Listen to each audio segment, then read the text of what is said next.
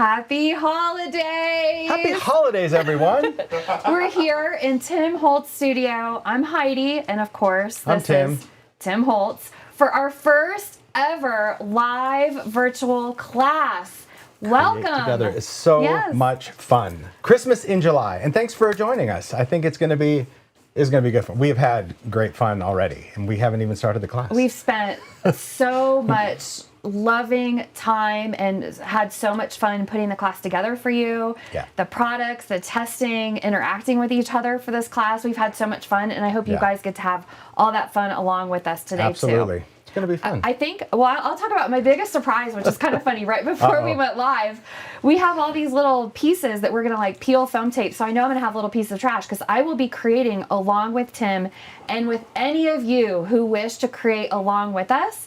We have people who are going to be moderating our chat. Yep. Reed is going to be moderating chat. Thanks to Tara. Thanks to Mario and Brian behind the scenes who are doing all the things to keep us going. That's right.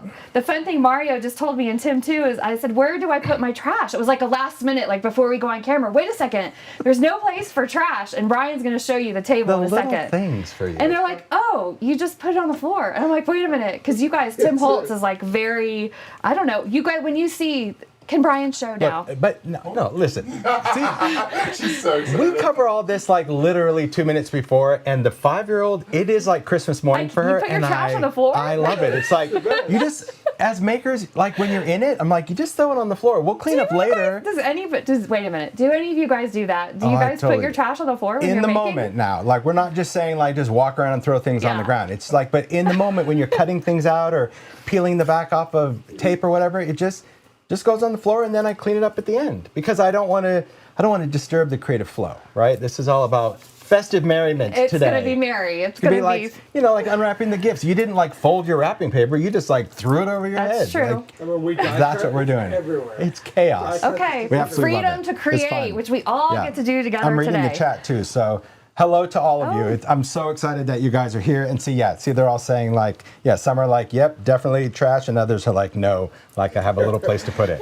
Yeah, not me in the moment. But I'll tell you, when I'm done making, doesn't even matter. If it's halfway through the day, I clean everything up because I cannot create in chaos. This place is so beautiful and clean. Everything has a place. It is good fun. So I'm excited. I really am. I'm super excited for today because we did a little test run yesterday. It's just so Heidi could like get her feet wet, and it was really fun just to share this, and I hope all of you enjoy it. I will say that you're here, so sit back, relax, take a deep breath, exhale. Like, everyone is going to approach this class differently, and that's what you need to remember. Like, trust the process. Some people like to just sit back and watch, and that's totally fine because you can rewatch this. You can sit back, you can take notes on things. Others might want to craft along. The only thing to remember is I have one pace. I will do my best to kind of keep things smooth, but if something trips you up and you're like, no, slow down, go back, like the train has left the station. But you can go back and watch it later, or you can just... We will keep this on our YouTube channel. Absolutely. We will keep this video live so you guys can watch it next week. You can watch it tomorrow. You can watch it again tonight. It is fun to watch, I think, the first time all the way through, and then just get out your so there's no stress. But if you want to watch and you want to make along, if something trips you up, just like jump to the next step or kind of write down some notes of what you want to figure out and then kind of reset for the next make, because we are going to be doing 4 different projects today. Woo! 4. I thought we were only going to do 3, and then when we practiced, I'm like, this is fantastic to do 4 projects. So, and I wanted to tell everybody who's watching us live, we have a special gift for them. This was Tim's idea, and I love it. If you're watching us live today or watching the rewatch in the first 24 hours, what we did is the idea-ology papers. There's 5 of them that we will be working with a lot. They're really the base for this class. Yes. We put them as a bundle. So if you go to the Simon Says Stamp website, you'll see them. And I think that Reed or Tara is going to link them to the top of the chat. So you guys, if you're watching live, there is a chat. There's a chat even if you're not watching live. But for the first 24 hours, we put that bundle. Ish 24 hours-ish. Yeah, because my plane gets in tonight at like 1 o'clock in the morning. I'm like, wait a second, I gotta make it.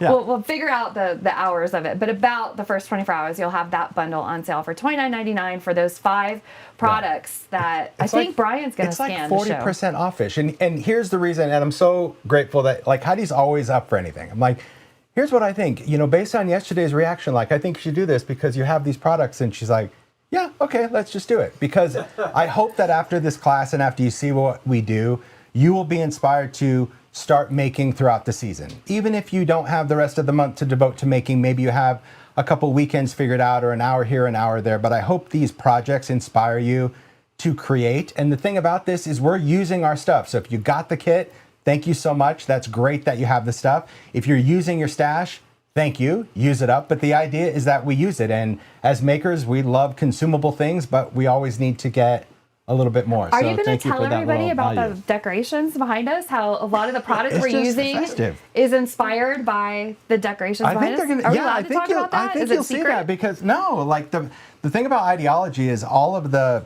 layers and stuff that we're working with in ephemera. This is stuff that Paul and I have sourced for years, and it's typically from boxes or packaging that I've collected. So you might see some of your pieces and you see it in the backdrop and you're like, oh, that little candy cane looks... These candies were in the kits. They were in the kits, yeah.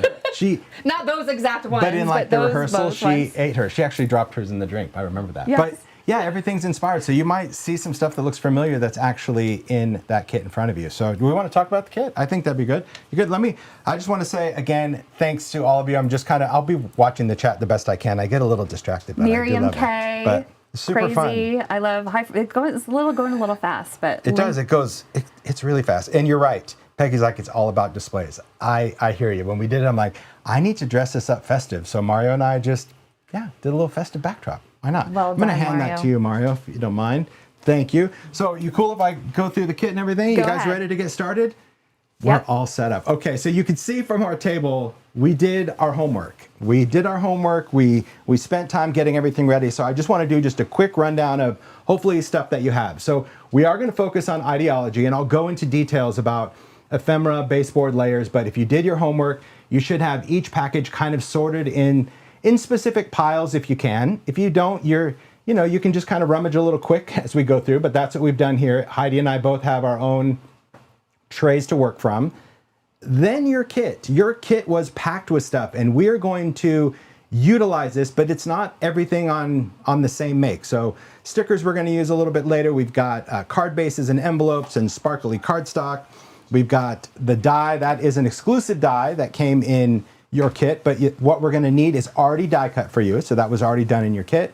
We've got some tags, a couple different sizes. We'll talk about that when we need them. We've got some pine, a couple of bags of loosables. Again, just as we need stuff, that's when you should take it out of the bag, unless you have a little trinkety dish. Some adhesives, some foam strips, some foam squares, some cello tape, delightful. A frame, that will be for our final make. And then some assorted Ranger product. There's an assortment of colors of distressed crayons, but of course, if you have different colors, you can bring out whatever you have in your stash. A little ice spruce ink that was in your kit, a tiny blending tool.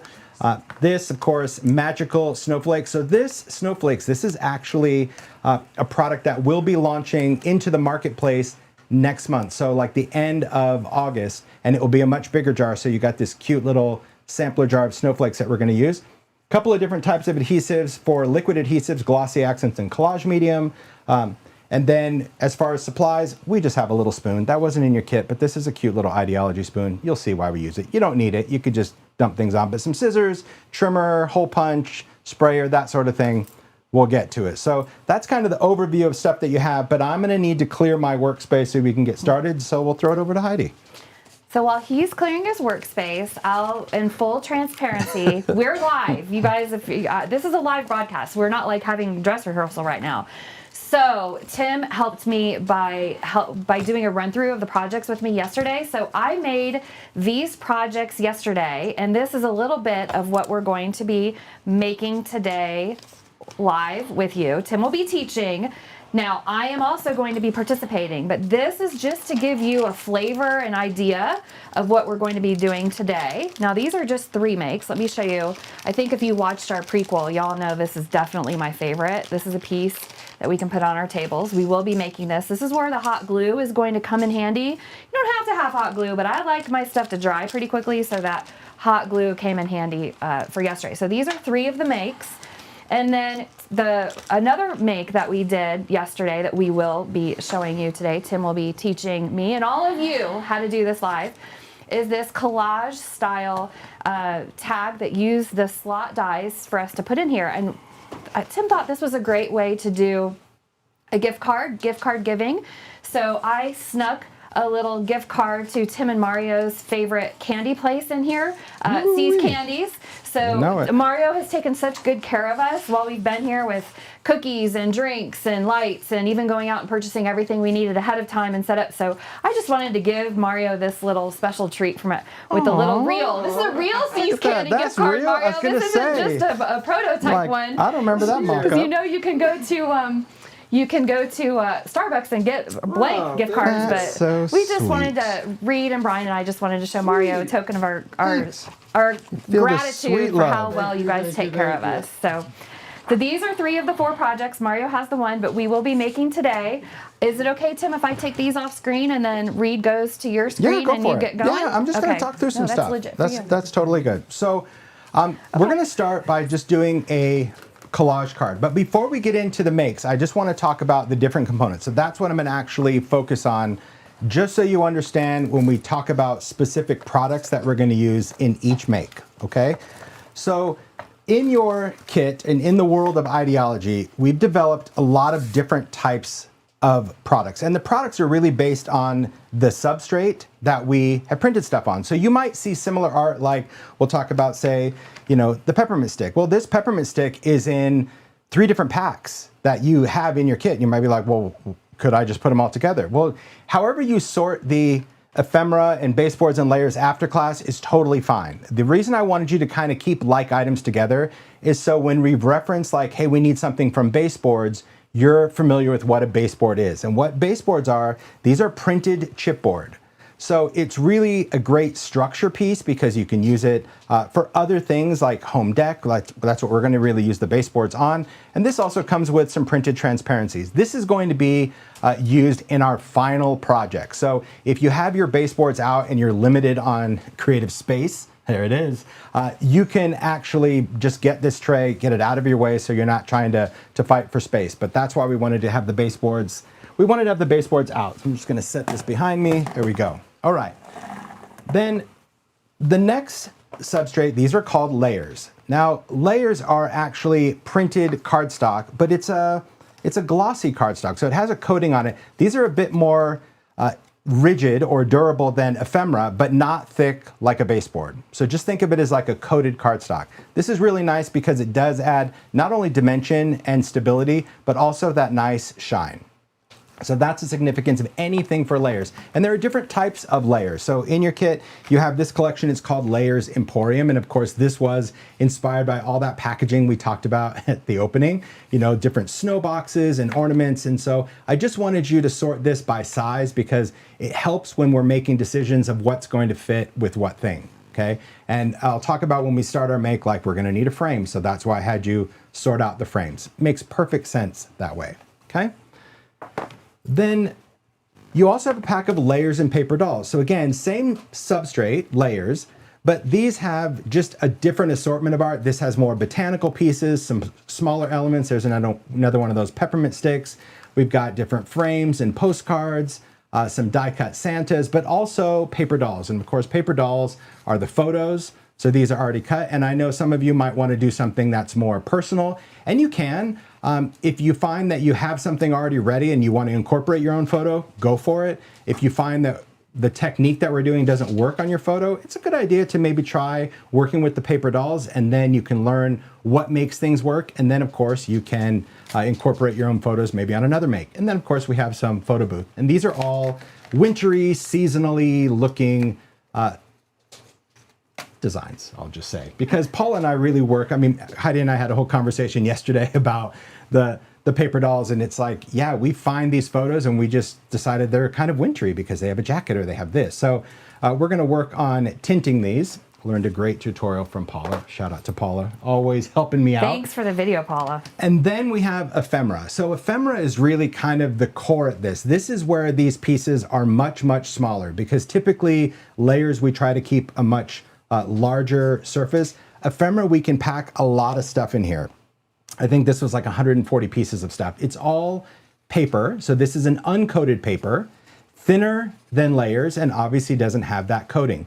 This is great for an inkable substrate, so we can add a little bit of ink, but it's also nice because when we collage, it's going to be our thinnest, flattest substrate to work with. So here we have all sorts of different strips. We have, again, botanicals, labels, larger pieces, more random pieces, little numbers because we love numbers, or stamps, or there's so many things, like even the pointy fingers. You're like, why are they in ephemera and layers? Because as a maker, and hopefully in this class, you'll understand the need for all of these different substrates where you can choose, oh, this would be a great use for ephemera because it's smaller. Oh, I want a piece of layers because I want it to be a little bit more durable, okay? So those are kind of the things that we're gonna need to reference when we're working on our first make, okay? So far, so good. I'm looking at the chat. You guys are good. The trays, I don't even remember where I got the trays. They're just like craft trays. A lot of chat about the trays. Yeah, just I think if you just like Google art trays or craft trays, that's really what these are. They're, you know, maybe they use them in schools. I'm not sure, but I like them. They're thin. But anything that's going to work for you, they come in all different sizes. You need to ultimately do what's going to work for your space. Look, I'll be honest. Typically, do I do something like this if I'm making? Not necessarily on a tray, because I would have my whole craft table to work with, so I can kind of have everything sorted. Also keep in mind as a maker that once you become familiar with this stuff, it's also okay to just say, hey, you know what? I'm going to group all of my number pieces together, and it doesn't matter if it's a layer or ephemera, because you're already going to know, hey, this is number stuff. So you need to find what works for you ultimately at the end of everything. Okay? Excellent. All right. There is a lot of talk. Somebody said cookie sheets. I like that idea. I got cookie sheets. I mean, it's whatever works. Like, I like all the trinkety bits in a muffin tin. Like, I've used muffin tins for years. All right. So we're going to approach this. And here, again, is my advice. I'm only going to show how I like to collage. It doesn't make it the hard, fast rule. And honestly, guys, like, when you are working on stuff, you don't have to be too bothered by, well, I don't really like what he's doing. I don't really understand where we're going. I'm just going to wing it. Everyone's going to be a little different. For me, and I've even said this to Heidi when we were doing this. Remember this, Heidi? Like, when we were working on this, I said to her, like, hey, like, you do you. Because I'm very linear when I work on stuff, and she likes to she likes to get her wonk on. So she's like, I'm gonna go wonky. I'm like, that's great, you do you. So as the maker, this is the most freeing thing of collage. It has to be ultimately what's pleasing to your eye. So I'm gonna kind of give you the basics of, like, this is why I choose these other elements. The only rule of thumb, and I busted her on this yesterday too, it has to fit. Like, we're working on a card. There's a lot to choose from here, Tim. Right, so the pieces we have need to fit on the card. Yeah. And it's like, but I really want to put this on. Excellent, but save it for a structure that's maybe big enough to support that, okay? All right, back to it. Here we go. So we're going to go through and talk about the fundamentals of kind of how this collage is going to go. This is a very simple layered collage. It's going to work directly on a card base. Don't panic if things go wrong and, you know, something gets messed up, because you can always cut this card base, trim it, and then it can become a new card front. But I just felt that we needed to jump right into collage. We're going to do some simple layering where we have things on the background, the midground, and the top. So, ready to go? Here we go, everyone. Deep breath. You're good. You're good. Is there any ephemera pack with more Santas? No, not really. Not something that I think about. And that's honestly, that was the conversation Kathy asked that. That was the conversation that we had. It's like, yep. Yes, it's a lot of stuff here, but when you go and use it, you're going to wish, like, oh, I wish I had more of this or more of that. And that's why I don't think you could ever have too much of a stash of paper dolls, ephemera, whatever. So I'm going to start with the card base. Start with whatever color card base you want to work with. On this particular make, I did two different versions because I wanted you to see that because I'm going to talk about composition, your choices could be creative and unique to you. But we are still following kind of the basic fundamentals. We're going to have some background pieces.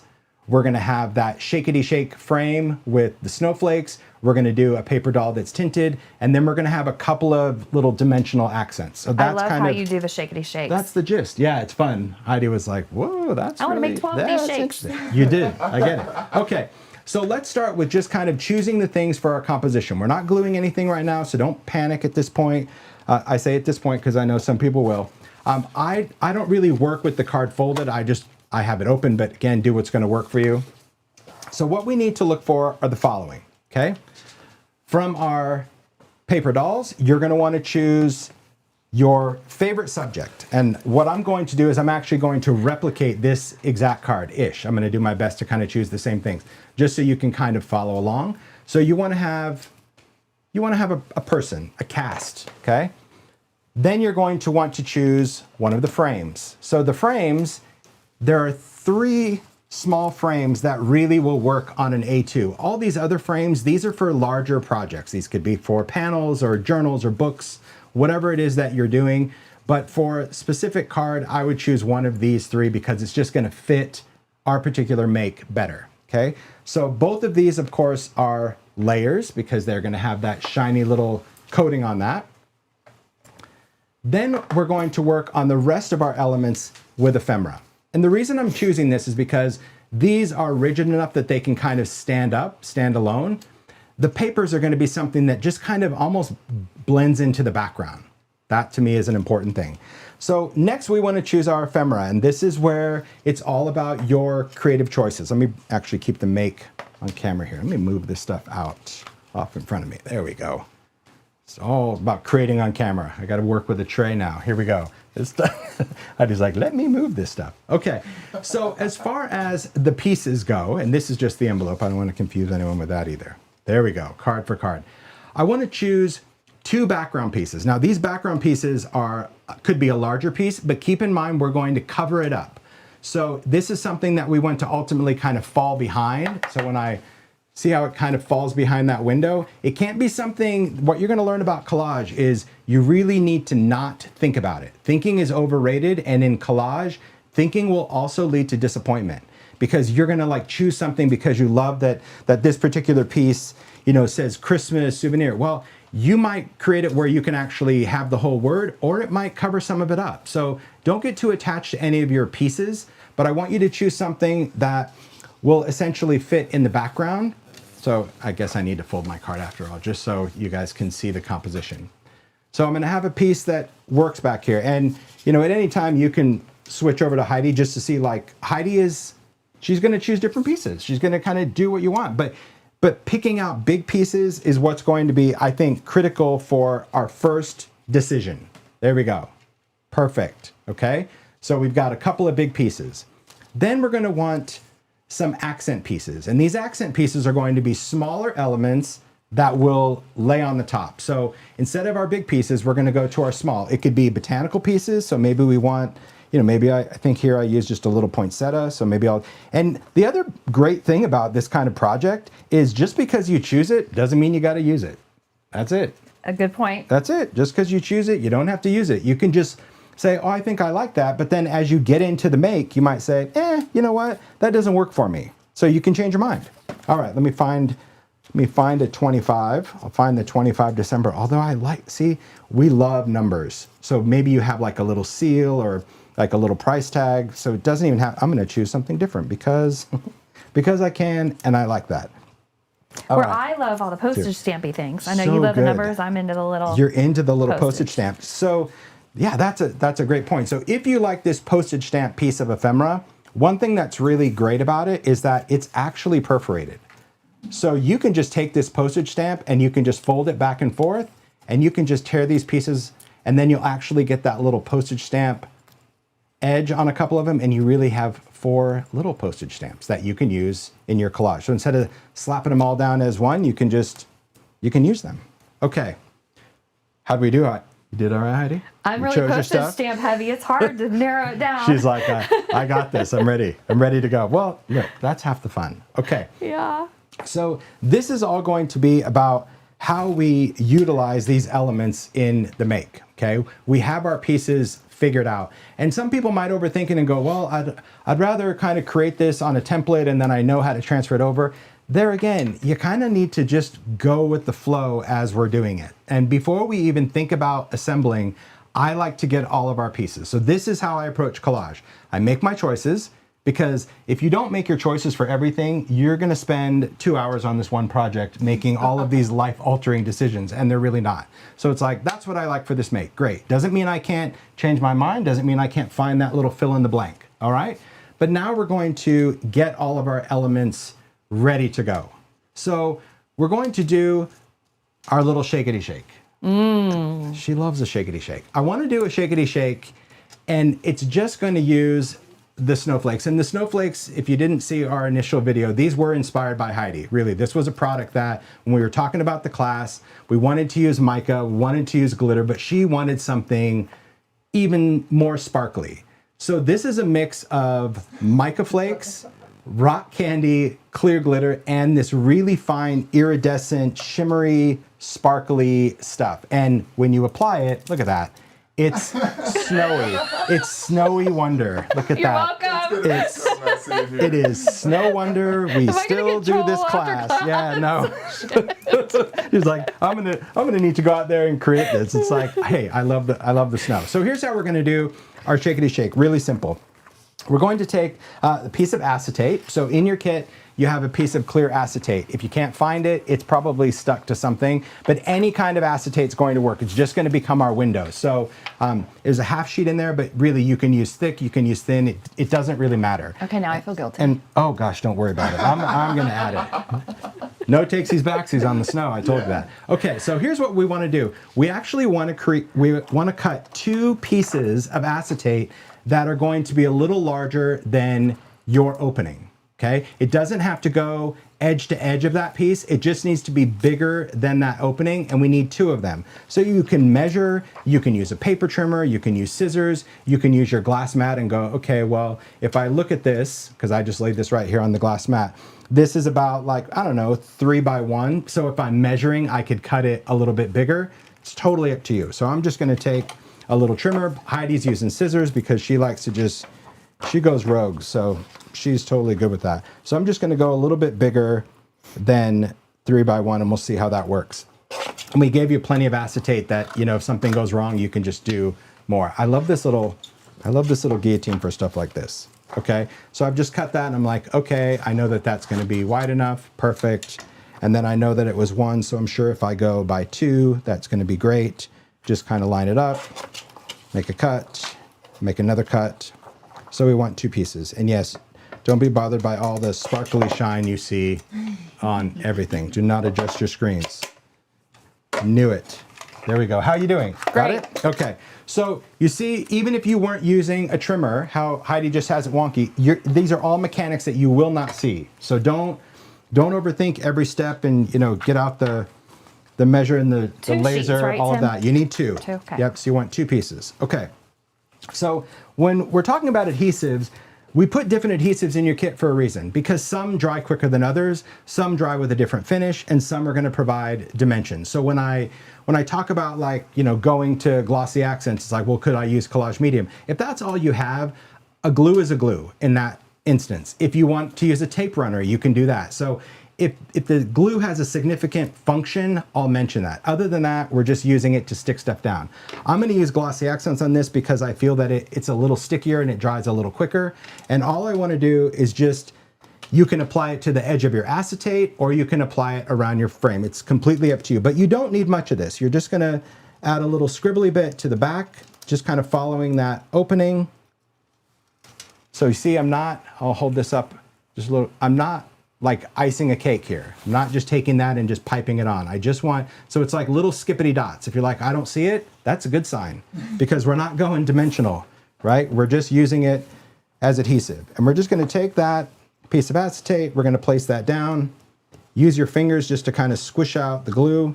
And if you were using a tape runner or whatever, it's done. So all we did was just glue that little window on there. All right, so far so good? So far so good. Okay, here we go. That's good. Yeah, glossy accents is a great glue. The trick is don't use it as glossy accents, meaning don't use it like you normally would where you apply it thick and dimensional. It's good glue when you apply it thin, and it's my favorite glue for glitter because even if you miss a spot, it dries glossy, so it reflects the light just like glitter. It's nice. Okay, next up we're going to create our frame to hold all of our shakety shake mix, and that's where these come in. These are going to be these foam strips. I love these. These are from Simon Says. Normally they come in a much larger sheet. We just gave you just a partial sheet because that's all you need. What I like to do is just kind of roll it over my fingers to kind of try to break the strips in between. It just makes it, you don't have to break every one, but it just makes it a little easier to take it off of, see how they kind of break right there? It just makes it a little It's just a little easier. So you don't have to worry too much about it. And what we're gonna do is we're going to peel off a strip, leave the backing on, but just peel it from the base sheet. It's gonna be sticky. And then we're going to place this down. Now you can place it right up against the edge if you want, or you can place it a little far away. Just keep in mind that the further out from the opening, the more stuff you have to use to fill it. So I just kind of, I'm good with that. It's so fun to see how different of makers we are. I learned this yesterday. Wow. I'm just very much where I just like to cut the pieces, and I look across the table and Heidi is like on a racetrack with those foam strips. And I love that because it will do exactly the same job. And that's what's so fun about everyone's making style. You have to do what's good for you. I need to literally follow that shape, and I have no problem cutting and moving. And Heidi's like, oh, you don't have to look, these are flexible. And I'm like, yes, they are. But I am not. Continued to make yours go straight. Yeah. So any of these extra little pieces, I'm just going to set those on the glass mat for now because that's going to work. Just to hold them there. Totally good. All right. Excellent. Okay. I'm going to put my other piece. And I think that's the other part I love about these classes, these Create Together, is you can actually watch two makers simultaneously doing the same thing in their own unique way. And I think it's validating for all of us as makers that like it's okay to do it. All right. So this is going to be what holds our shakety stuff. But now we have this frame that's a little bit bigger. So these are some options. I like to just add some support pieces on any of the areas. I don't go around this whole piece again. You absolutely could if you felt good about that. But I just take some scraps and any of these pieces that I feel hang over. The reason is because when I put this down, if I don't have any support, this might, especially if you're sending it or mailing it, this might like, just get a little bent. It's not a train smash here. It's just something that you want to keep in mind. And it's also a good use for some of these leftover pieces, but don't feel that you need to go all the way around. Just add some support pieces wherever you feel like doing it. So that's the only reason I add those extra little pieces. And some people might say, oh no, that's a waste of tape. Is it? Tape is meant to be used. So there we go. So now I feel like I've got a frame and I've got some support pieces and I still have some to do another shakety shake window for another make. Although Heidi wanted to make a bazillion. Okay, now it's time for snowflakes. So snowflakes, it is kind of sealed up. So if you haven't taken the shrink wrap off, do that. Then when you open it, there's going to be a little styrofoam piece. But here's what I want you to do first. You actually want to shake these up just a little bit. It's not like there's not a liquid in there. It's just there's so many different particles. We want to make sure that like the little stuff doesn't settle or the big stuff doesn't all go to the top. Just give it a little spin. Then we're going to pour this in. Now when you pour this in, as much as you love snowflakes, am I right, Heidi? I do, and glitter. Yes, yeah. You still want to just put some in where you're going to essentially kind of cover up that opening, but don't have a mound of it, okay? So if you need to go in and just kind of tap this or spread that out with your finger, kind of leave some opening. But if you want to fill it all the way up because, hey, that's your thing, go for it, right? That's your jam. All right, I think that's good enough. I like that. But there's no do-overs on this one, so, if you didn't add enough, well, next time. I like how you use them out. That's a good hair. She's like, I am in it to win it. Okay. It's going to sparkle. It's going to sparkle. All right, so here's what we want to do next. Next, what I want to do is that we're only going to work on removing the tape on our frame. Okay, we're not removing these outer ones. So before I do that, I just kind of take my finger and try to just dust off whatever's there. Inevitably, it's going to happen. A piece is going to fly up or do something. We need our second piece of acetate for this. So you can go in and you can use your fingers. If you have a craft pick, that's fine. But my advice is to use one hand to hold everything down while you do this, because we really don't want it to jump off the table at this point if we can avoid it. It could happen, if you have pets or something, this is the time that they just want to walk across your table. But just do your best. So if you get mica or glitter that goes on that adhesive, you can see down at the bottom, do not freak your freak. It is not a problem. It's still going to be just fine. Then you're going to take that piece of acetate and we're just going to seal up our window. So I'm just going to place it right over that tape. Excellent. And just push this down. Now, this one I got a little crooked, so I'm just going to pick this up and I'm going to shift it. There we go. Okay. Now the reason I wanted to do this is because what I like is that I can essentially just have an embellishment window. So it's a shaker, but I don't have to actually build the shaker on the card.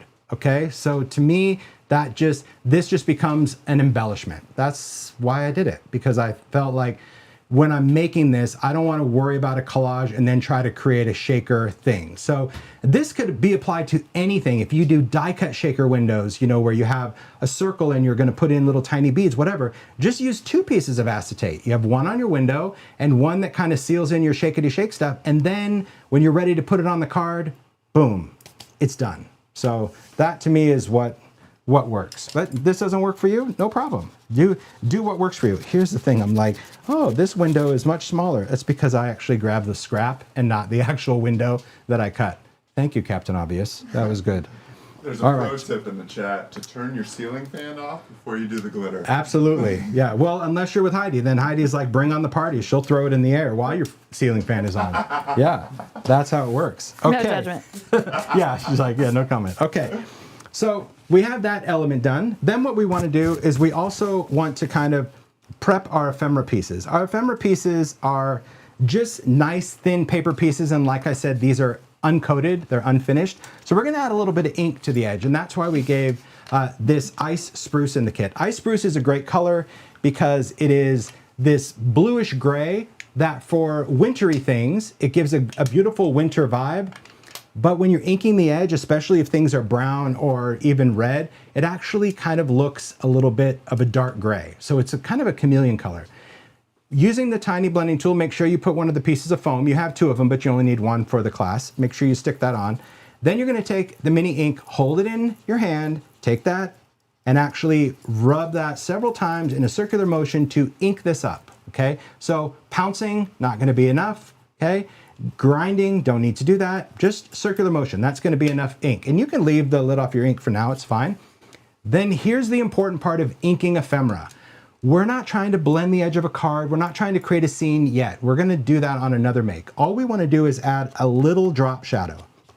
And so to help with that, hold your piece of ephemera and literally just flick that tiny blending tool from the edge off. And I know that, you know, in habit, it's like, no, but I like to blend in a circular motion. I'll show you how it's done. I get that. But what we're trying to do really is keep all of the color and kind of aged look of this ephemera intact, but see just that little bit of inking. Can you see the difference that it created from that edge to that edge? See, there's nothing, just that little bit of ink. So you don't need to overdo it. Chances are you probably will have enough ink on that blending tool to do all of your paper pieces. If you need to re-ink, go for it. But we're just going for random. We're not going for something that is uniform and has the same intensity. Just ink away. You might want to re-ink, you know, for the darker pieces, but for the light pieces, that's it. And this is really quick. Now, I'm a huge fan of compartmental making. I mean, I talk about that all the time because I do love compartmental making. So sometimes I'll just sit down, and if I want to ink all of these pieces, you can. And they don't all have to be the same color. You could ink some pieces ice spruce. If you're rolling your eyes right now during this class because you're sitting in front of you with a walnut stained ink pad and a big smirk on your face, I'm with you. I get it. I'm your guy. I'm one of those things that, like, I love a good brown ink. And it's like, when we were talking about this kid, I'm like, we should go brown. And Heidi's like, well, how about we don't? How about we do something a little bit more I don't remember going Christmassy? that way. I wasn't that mean, but yeah. You weren't mean, but she's like, how about something a little more festive? Like, so, but ice spruce it's that magic color that if you want something that's a little aged, but you don't want to go to the dark side and be green, that's really what's cool about that color. All right, here we go. So a little bit of ink on those pieces makes a big difference. I think if you look at your pile of ephemera now, it just has that added depth. And that's the nice thing about using something thin, but creating the illusion that it's actually more dimensional than it is. Okay, simple enough. So we've got our window done. We've got our things inked.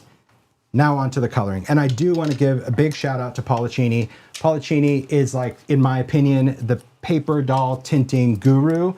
And I've asked her for years about what are your tricks, because she just does them so effortlessly and they're always beautiful. And so she actually, you know, just sent me like a little video, it was just a private little video just to say, like, here's how, and once I saw it, I did it.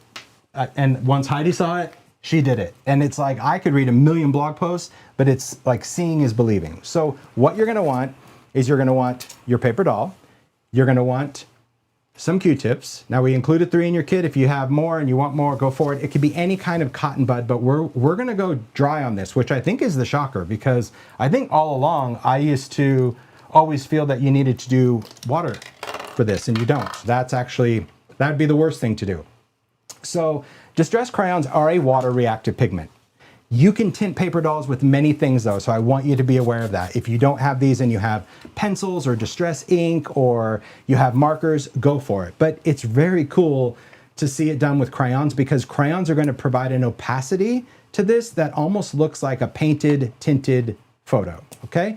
You're also going to want to have a paper towel handy. It needs to be a dry paper towel, and you want to have a damp paper towel and or baby wipe, okay? So we want just a dry paper towel, we're gonna need that, and then we also want a damp paper towel or a baby wipe, either one. It's funny, we live in Arizona, and so we had baby wipes, and Heidi's like, do you use baby wipes? I'm like, well, not really, because they're gonna dry by the time you need it. And they were dry. I'm like, well, we'll get it. I'm like, so really what I do is I just always use a sprayer and a paper towel. So like that's kind of when I need a baby wipe, because then I can just wet it when I need it. It's ready to go. Okay, here we go. There we go. She's gonna cool off. So for working with this, when we're doing any of these little elements here, I'm going to work from the crayon, and I'm also going to blend. So it's kind of like a little at a time, and you can watch this and then do it and kind of go from there, no problem, all right? And we're gonna mimic this guy, okay? So just keep that in mind. So I'm just gonna take a green crayon. This one happens to be mowed lawn, but whatever green you got in your kit, or if you want to do a different one, that's completely fine. And we're going to take the crayon. Now the crayons, if you've never used these before, they're kind of like a lipstick viscosity at first, but if you've had crayons for an extended period of time, these will dry out with age, but they still work. They're just not as creamy. They become a little bit more, I don't want to say waxy because they don't have wax, but they're just a little bit more firm. So just keep that in mind if you're working from one in a kit and you're like, whoa, this is all slippery, but then you have another color and you're like, oh, this is, I'm dragging it across. Don't worry about it. They still work perfect. They just feel different. All right, so what you're gonna do is you're gonna take that color and you're going to apply it to the area that you want to be that color. Don't worry too much about like if you get a little bit on his hand or the drum, if you're choosing this one, or whichever one you're choosing, but just kind of tint that area. You don't need to push down hard on the crayon, and you don't need to cover it absolutely solid, but you want to get enough color down there. So like a line of color, not enough, okay? You literally want to just color the area. Then once you've done that, you're going to take your finger, a dry finger, and you're going to smudge, but it's a good idea to hold the head and the feet so you don't bend the paper doll. It doesn't want to become a contortionist. And all you're doing with your fingers, you're smudging those lines out, and you can drag them back and forth. You can move the paper doll, so it's just, you know, if you like to say pull towards you, then just flip it around. But don't worry at this point, really, if you get color where you don't want it, we'll be able to fix that. Now, the cool thing that I love that I learned from Paula is understanding what I was actually looking for, okay? What we're looking for is the fact that some areas are dark, some areas are light, and we still want to see what's like underneath the color. And because these are pigment, they're opaque. So depending on the color and also depending on your paper doll, I did one where his jacket is very light, so it's very easy to see the details, but it works well even on something dark. So this jacket was like totally dark, but you can still see the red. That's the beauty of crayons, why we want to create that, all right? So the purpose of your finger, and you can see the crayons on there, was just to kind of smooth out those lines. That's why I said it didn't really matter when you scribble, that you don't have to fill that in. You can just go in and just kind of smooth that out, all right? We're gonna need to clean this. So all you're gonna do is take your finger, just wipe it onto a damp paper towel or a baby wipe, and the crayon comes right off, but also dry it, okay? If you went over this with a wet finger or a wet brush, these are water reactive. All of that color will wipe right off. And the reason is we're using layers, and layers are coated, and coated things are shiny, okay? So that shiny is what's going to allow this color to move. So now we have this Q-tip, and this is what's going to allow you to go in and just do some detail work. If you wanted to remove some of this, this is kind of more of the remover than anything else.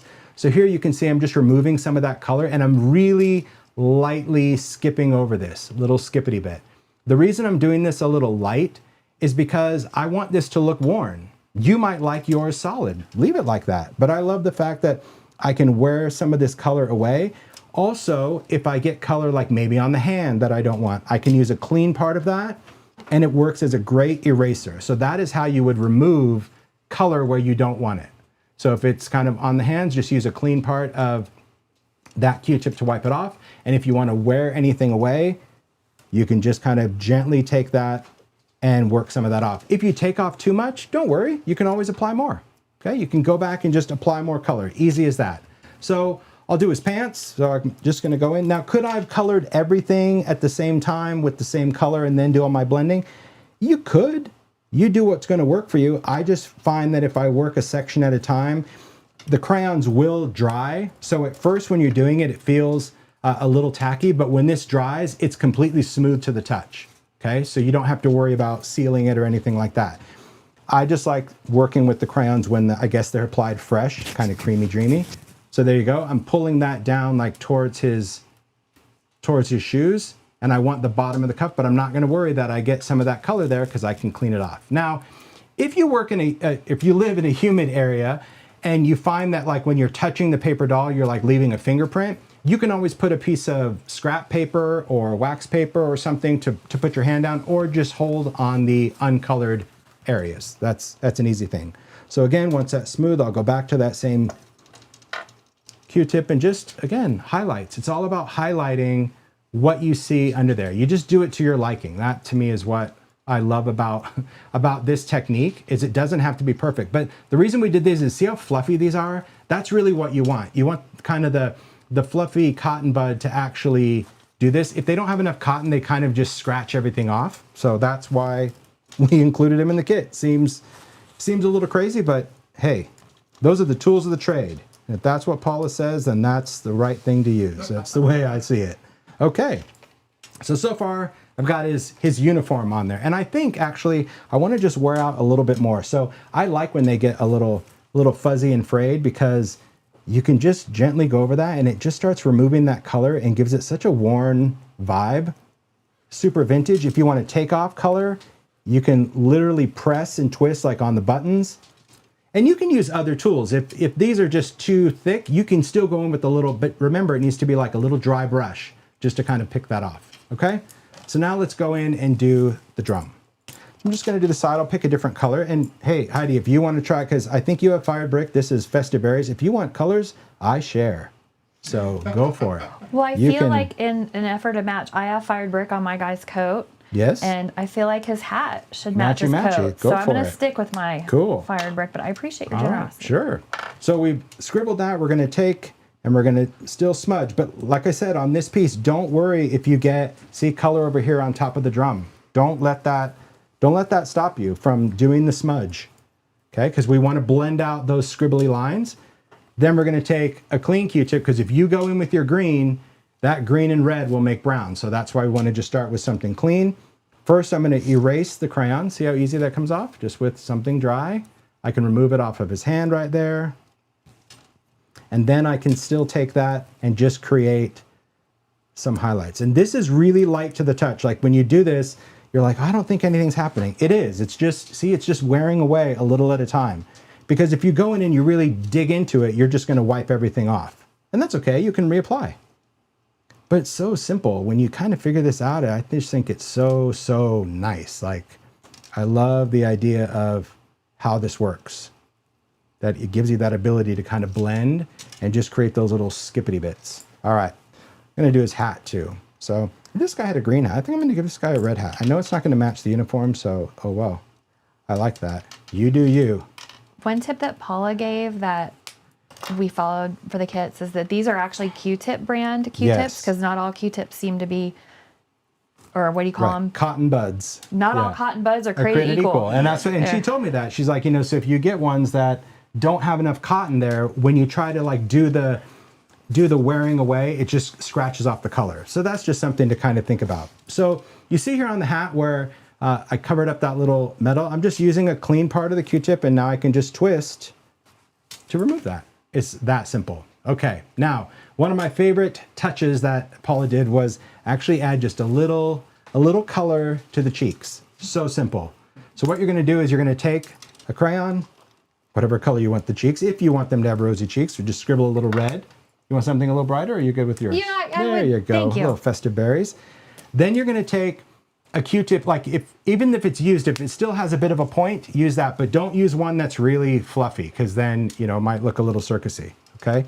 You're gonna take that and you're gonna twist that into the crayon just to pick up color. So we're just twisting it. So see how the color's on there? And then we're going to pounce. So you're just gonna dab, see? Little cheek. Because if you really go in and color a circle, well, it's gonna be a bit intense. You can still remove it. So like, watch if I just keep going. There you go, he's in the nutcracker. Maybe you don't want that. So we can go in with our finger and just remove that. Nothing wrong with that. We can go in with a clean cotton bud and we can clean it off of his ear and just kind of clean that up. So it's very forgiving to do this. That's what makes it so fun to do, is that you can go in and add color and do all of those. But how easy is that? So cool. I'm gonna go back in and just Does this technique only work on paper that has a glossy finish, Tim? Yes, it works on, yes. So if you have a printed photo, you might just want to be careful because it could be emulsion based, and just because it's slick doesn't necessarily mean that it's going to take that medium. But specifically for layers and paper dolls, that's why we printed these photos on this type of paper, because that coating is going to allow certain mediums to just float across, and it just looks great. How fun is that? It looks cool. Easy, okay. So we have our stuff. Reed. Oh yeah. We have our stuff. So to clean up, just take that same damp paper towel and just wipe off the crayon. Water reactive, just water cleans it up. Clean it off your fingers if you have any color on there, because you probably don't want it transferred. Okay, now we just do the assembly, and the assembly part really should go quick because we're gonna build the card. Okay, so we have all of our components. So again, this is my process. It may not work for you, but like I said, I'm compartmental. So what I would have done is I would have a whole pile of tinted paper dolls. I would have a whole bunch of little shakety-shake windows or things. I would have a bunch of inked ephemera. So when I was making cards, I could just sit down with card bases and knock out 3, 5, 10 cards with whatever I had prepared. So that's really, when I talk about compartmental, is what I'm referring to. Okay, we're gonna go for collage medium on this. We're collaging collage medium. Why? It is a liquid adhesive, it dries very quick, and it has a matte finish. So we don't want to use glossy accents, because if you have any glue ooze, it will stay glossy. And we want this to be matte. In addition to our collage medium, you will want a dry paper towel. So if you don't have one because you used it on your last make, no problem, just get another one and you'll see why. It works well, okay? So what we're going to do is, again, think of our composition here, and this will stay on screen so you can kind of see it. So I'm going to work with my large pieces first, and I like to leave a little edge on my card. I don't measure, but like I don't want to go right to the edge because I want to see some of my card base. So I'm just going to take some collage medium, and this comes in a large squeezy bottle. It also comes in a tub, so maybe you want to brush it on. So all I'm going to do is just scribble some on the back of the ephemera. I do want to go close to the edge. See, I'm not piping it on, but I want to go kind of close to the edge. But don't worry, we go from clean to dirty in our project makes. So a little scribbly on there, perfect. I'm gonna set that down. I'm gonna place it down where I think I want it to be. That's going to work great. Kind of square it up or not. There you go. Love that, Heidi. And then while you're holding on to the piece of ephemera, you're gonna take a dry paper towel and you're gonna burnish from the middle out. And if you have any glue ooze, it'll wipe right up. But what this does is, 1, it's totally secure. It's dry, it's done. 2, it's also going to make sure that if you have any of that extra glue, you don't end up with an air bubble or kind of moisture or ripple in there. All right? Doing good? Excellent. So now let's do our next anchor piece. And that anchor piece, again, is going to get partially covered up. So same rules apply. We're going to do a little bit of collage medium. Just kind of scribbling it out, just kind of scribble some in the middle. If you didn't want to use collage medium, you could use whatever adhesive of choice, okay? I think that's going to be just fine. I'm gonna put that in. The color of green that I used was Mowed Lawn Distress Crayon. That's the green that I used, but Again, use what you have, or you can play around with even mixing some colors. So each layer, again, hold on to that piece because it still takes a second to grab. And I always just go from the center out because any excess glue I want out of the way and I just want it dry. So that's what, as far as card making, it goes really quick. Okay, so those are our gluer pieces that we have right now. Then we're going to start actually building our composition. And the rule of collage is that the most, and I say rule and I use that term so lightly because there are no rules, but really is you want to really have your focal points put on main and center stage, okay? Because if you put what matters to you, like this paper doll in this window, if you put that on first, now you're trying to save it. You know, you're trying to work around it because you don't want to cover it up. But if you work on like the accent pieces, the backgrounds are the backgrounds because they're in the background, right? That's, as Diane would say, that's really it. Like it is in the background. So that's my background piece. Now I want to put this on my card. This is going to be kind of my focal point. So this could be more near the top, more near the bottom. But before you do that, take your paper doll, because you might have chosen something that has a different height, and just kind of get an idea where that looks best. You might want it down, or in this instant, like, oh, I want that little telegram to show. So I'm just gonna get a visual. Ooh, okay, a little visual where I wanna see that telegram word. Okay, cool. So now that I get a little visual, I just slide this off and I peel off the back. And if you don't have this on the back, you could apply whatever kind of adhesive you want. But we don't need any adhesive on this window because we added those extra strips. But hey, if you need to add something extra, go for it. Any kind of glue. You could even use a liquid glue, it just doesn't matter. But that's why I use those foam. And I always just double check that they're ready to stick. And I knew that I gave myself that little point of reference on the telegram. So I'm gonna place that down and just kind of, there you go, I kind of squared up. I do like to work on a glass mat because it just helps me visualize like if things are kind of squared up. I don't know, what do you think, Heidi? You know what I think. I don't like it to be too square. Yeah, I know, but I do. I love how when you're working on stuff that like, it just gives you so much creative option from how it is that you position it. So if something's a little on the wonk, don't worry about it because I think that's important. So this super important kind of look to how this is going to be. And then of course we have our little cast. So let's check in, Heidi. How's it going over there? So you talked about me being on the wonk, but I'm not too wonky yet. But I love it. Yeah. So, and remember, you can't judge every step because I think that's also a challenge with collage is like you do something and immediately you're like, oh, but I see this, I see that. That's where the rest of this card kind of comes into play. All right. So we've got our frame down. We're going to take our paper doll. We're going to use our foam squares. Now, these are amazing.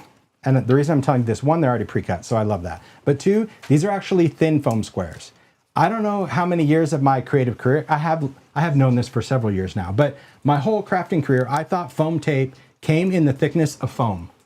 So I said to Heidi, I'm like, foam tape was just foam tape. It was all the same thickness. But thin foam squares, and again, Paula told me all about that. Thanks, Paula. It just provides a little bit of dimension, but not as much as like when you use foam strips or foam tape. They're still dimensional, but really thin. So we're gonna use that on our paper doll. So I'm gonna put a couple down by the feet, and these just kind of peel off. So you're gonna wanna, just wherever you wanna support, go on the head, but you don't need 50 of them on there. But what we wanna do is we wanna make sure that the feet are secure, the head is secure, maybe on the shoulders, maybe a couple on the body, but I love this. And do you guys sell these like in a mix pack or a full pack of them, or how does that roll? Because I know everybody got a sheet of the thin. We sell them in variety packs of different thicknesses and single thickness, and we also have them in black. Ooh, see, cool. That could totally work. All right, so I'm gonna peel off the back. And we know where these pieces are going, right, Heidi? Right on the floor. I still can't believe you put well, stuff or you on the can floor. pile them up. That's fine. You do whatever's going to work for you. You do whatever works. I would have thought. Okay. Yeah. So, again, every time I use foam, I don't know why I do this, but I just want to make sure. Have you ever made something where you didn't peel off the back and then you wonder why it's not sticking? Drives me crazy. All right. So we're going to kind of see like, where do I want to put this? Okay, I think that's going to be good. I'm going to position that kind of off to the side, get all these little release papers, stick, stick, stick. Done. Okay, normally I just kind of do that so it's done. Okay, all these little pieces gone. Okay, now we have what I like to call our fill in the blankers. These are pieces that when you look at your collage, if something is sticking out to you, like, wow, there's a big void here, or wow, I just don't like that it's offset, or I can't really see the pant legs. This is where these little pieces allow you to go and fill in the blank, and it makes it super simple. But we want to add another layer. We want to add some dimension. So we're going to go back to those foam squares, and we're just going to stick these on. Easy enough, right, Heidi? Yeah, I picked a It's little cool. word cheer because my guy looks so grumpy. I feel like he needs a little bit of I cheer. love those. I love those little flashcards. They're fun. Yeah. So I love here, them too. like, I didn't put a ton on there. I don't really need a lot of adhesive, because what you're going to want to do is really decide, like, where do you want this to go? So this is where you can decide, oh, you know, I want to put this over here because I want to see the word store, or, oh, I really want the word Christmas department. But one of the things that I try to do when I'm creating a collage is I don't really want everything lined up. So see, if I put those pieces like lined up at the top, it just doesn't have a good meld to me. So I'm going to shift this down just to give it a little bit more interest. So you don't have to overthink it, but there it is. And so this is in the background. This is kind of mid-ground. And remember, we use foam tape on this, so it's still dimensional. All right, easy enough. And we're just going to repeat. You repeat for the other things. And I know we still have cello tape, where people are like, what about the other tape? Well, the tape is the tape. That's it. They're just good. We all we're need using some cheer. cello I do tape see on this that. project? We are. I love. Yeah. See, cello tape to me is like and again, I know everyone is different. So some people would have been like, no way, I would have applied my cello tape first. Yep, you do you. I like to use cello tape as at the end as like any kind of like gap filler or something that I like. So now we're going to talk about the flowers. Now this could be something that you want to cover, or maybe you want to put it underneath. And that's why when I use the adhesive, I don't do adhesive all the way up the legs, because then I have a little roadblock. So I just want to leave myself a little bit of room that I can position things in front of or behind. So that's really why for this, I chose a different type of adhesives. And I talked about the adhesive placement, because if you're, you know, if everything is glued flat, how can you then add things later and tuck things under? So that to me is what I really like. That's important. So there you have it. Okay. So we're just going to peel that. So just again, a couple of squares, peel that off. Going to slide this under, and there we go. So let's say you were applying this and like things weren't going well. Like, I just want to move this because it looks like something is biting his leg. Okay. If that's the case, you have some options. If you have any layers, I'm just going to grab this, or a tag or anything that's going to be like rigid cardstock. And I've talked about this in other lives. Use it as a paper saw. So take something rigid, so it needs to be a layer, or it could be even a manila tag. And you're going to go underneath, and you're just going to literally saw that piece of foam tape, just back and forth. And look at that. The thing comes off, and you still have foam tape ready to use. Because if I pulled this off, it would have ripped the tape, ripped the ephemera, ripped everything. But using it as a saw, because why does it work as a saw? Have you ever got a paper cut? It's like the most sharpest thing ever. And you think, how could that cut my skin? It works really great because it's so thin and it just slides right under there. So you can just, and it doesn't sacrifice this. It doesn't get this gunky or anything. It's just a good tip that if I wanted to then, see, now I can go and just move that flower closer. That's perfect. And now I'll take this next piece, get those back out of the way. Simple enough. See, you really don't want to overthink it. I want you to have fun with this, and I want to encourage you to just make more. Make as many as you want, okay? So place this down. Then this one, I think I kind of want to go, look at those little tabs. Oh my gosh. I want this to kind of go over the top, but maybe kind of under, so I could just position that.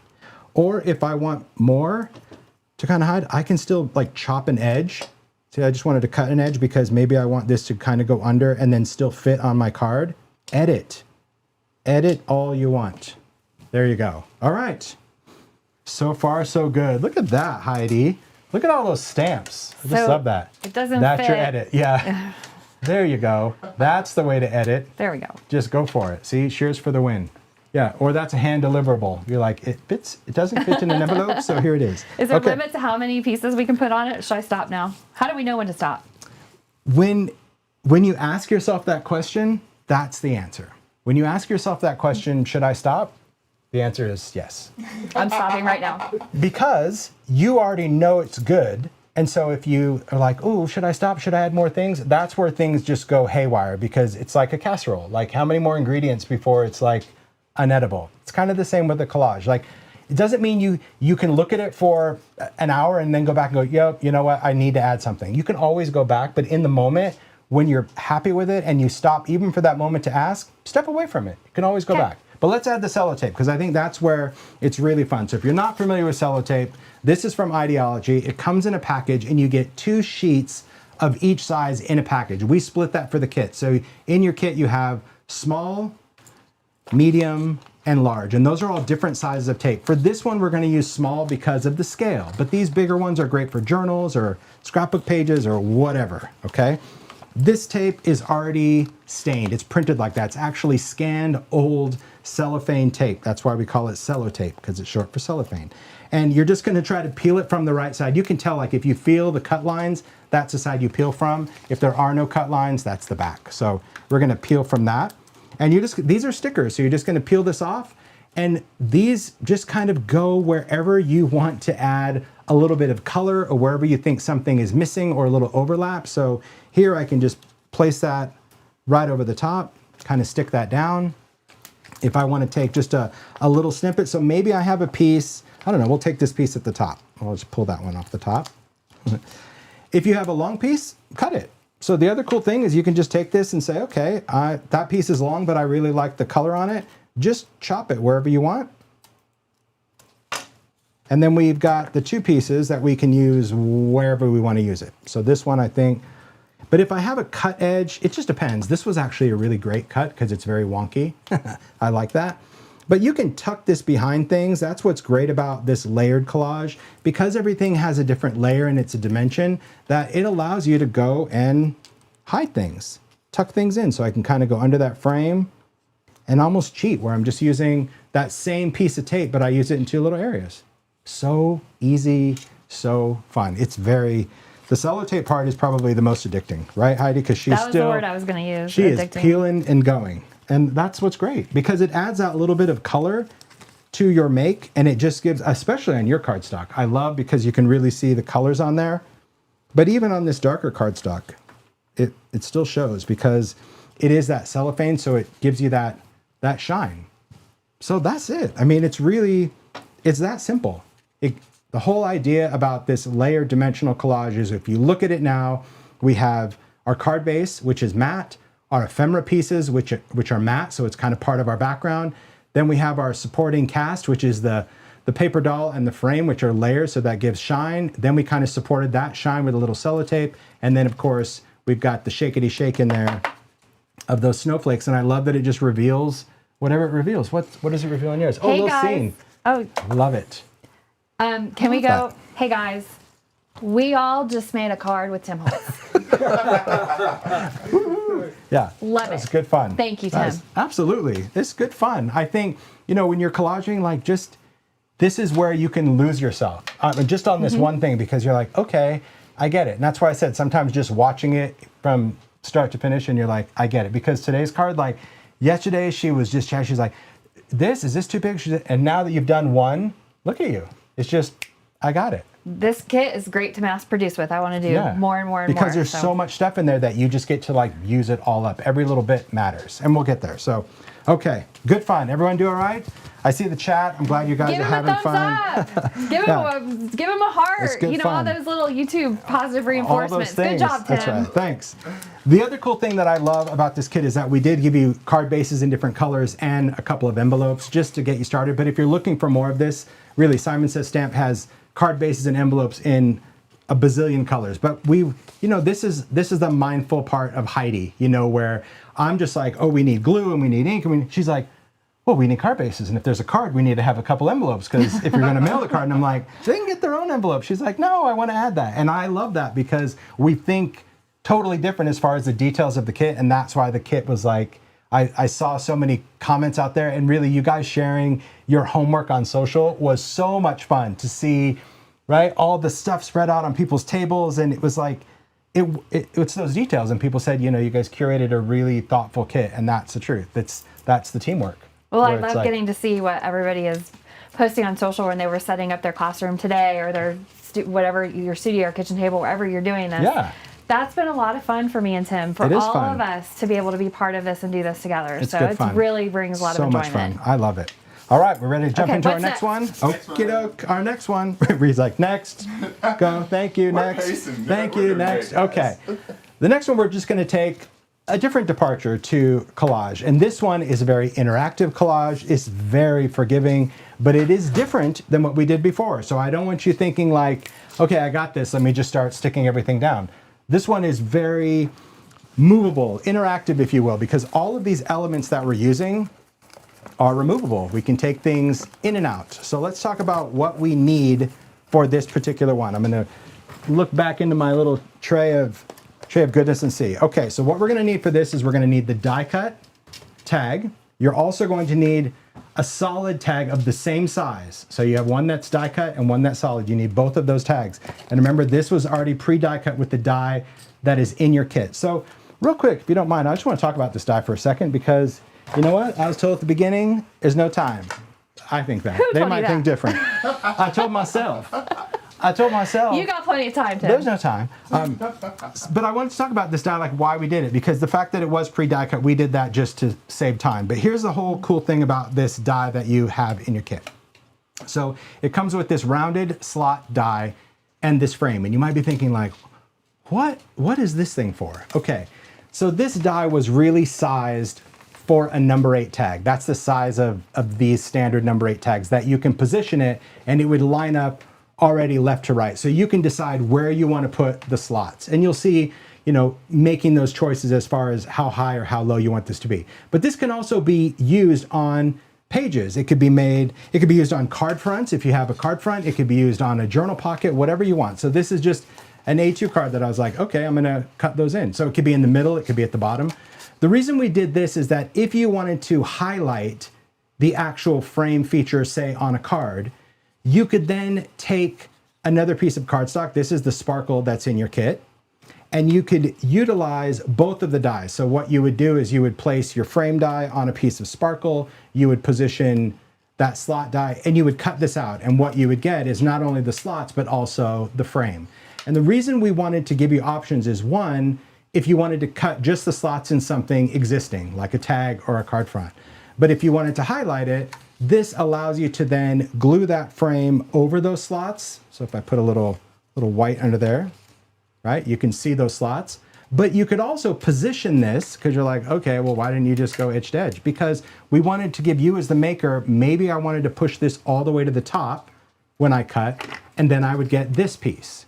And so now what this allows me to do is, if I use this as an accent piece over the slots on a card, let me line that up.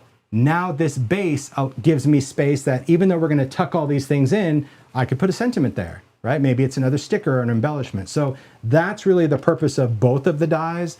But for this particular project, we only used this one piece and die cut the tag. And by we, I mean the team at Simon Says Stamp, not we as in Mario and I. So there you go. Whoop, whoop. Team Simon. Go Team Simon. Okay, we're ready to go? I think it was Celia that was our tag cutting queen. A lot of it. It's so good. Okay, so what we're going to do is we're going to create this effect. So I just want you to see where we're going. And this effect is just a wintry, modelly background. So do not overthink the ink on this, and just kind of play along, because it's just going to give a winter background that really is going to be covered, like 80% of it, 90% of it is going to be covered, okay? So what we're going to do is, on that pre-die cut tag, you're going to go back to your ice spruce, you're going to go back to your tiny blending tool. We already know how to ink, so we're just going to pop this open, rub a little ink on there. And here's what we want to do. We're going to start on a glass mat. If you don't have a glass mat, maybe you're working on a craft sheet, whatever it is you're doing, you're just going to take this and hold just that little indentation of the tiny blending tool, and as light as you can, start just small circles on the edge. We're just going on the edge first, because the edge is where we're going to get the darkest amount of ink. So we don't need to wipe this on a piece of scrap paper or anything. We're going right from the mat. Because your hand is comfortable in whatever position you started and only you know what that is, I like to always move the paper and not my hand. Meaning, I don't try to move my blending hand around because then your pressure changes and that's where you can get really weird ink marks on your paper. So if you just move the tag, like I'm just gonna do the top half, then once I see that a lot of the dark ink is used, now I'm just gonna start making just bigger circles. And see, there's still ink there, but now it's not going on as dark. I love that little squeaky sound. I do too. Yeah, isn't that good? Really satisfying. See? So it just, that's how you get that mottled look. So we're going, you know, from fresh ink into light. Now we re-ink again and same rules apply. Even if I wanted more ink in the center here, I wouldn't start there. I would always start on another uninked edge, right? Just kind of go there. And if I'm like, oh, but I want to add more color. Okay, well, now that I know I've used some of the ink, I can just go back and add some. But the goal is to leave it like some of that white showing. We don't want everything to be solid. This is the other beauty of this color. Ice spruce is very wintry, has just a great effect. But just get in the habit of kind of turning that paper. It does make it, it just makes it easy. You know, because a lot of times your hand is just going this way and then you wonder like, oh, I got this really dark ink spot. Well, yeah, because your pressure changed, your hand position changed. Okay, now, do you have to ink the slots? You do not. They're going to be covered. So just kind of ink this area. Once you're happy with it, step away from the blending tool. I'll probably put a little bit here, and that's good. The more random for this, the better. All right, next up, we're just going to take some water. So just take a sprayer, and I'll show you what we're going for. If you have a distress sprayer, then the trick to this is to like slowly squeeze it to where you're getting these raindrops, but don't just do it too slow that you're getting a big drip. And my advice is if you have a craft sheet or a paper towel or something, practice this first, not on your tag. If you've already done this a million times, go for it. But you're just gonna look, and if you can see where it's like raindrops, you can even see that there. I'll even see if I can show up on a piece of white paper. Nope, that's not gonna work. How about blue paper? I'll spray all my paper. There you go. We got extras. There you go. Can you see that? We're going for droplets. So that, like in that one area, that's like a puddle. We don't want that. What we want instead is keeping that distance and just like short burst of the trigger. You see how we just created all those little droplets? That's all we're going for this, okay? So now's the time. See, now Heidi, can you see why just dropping stuff on the floor is so satisfying?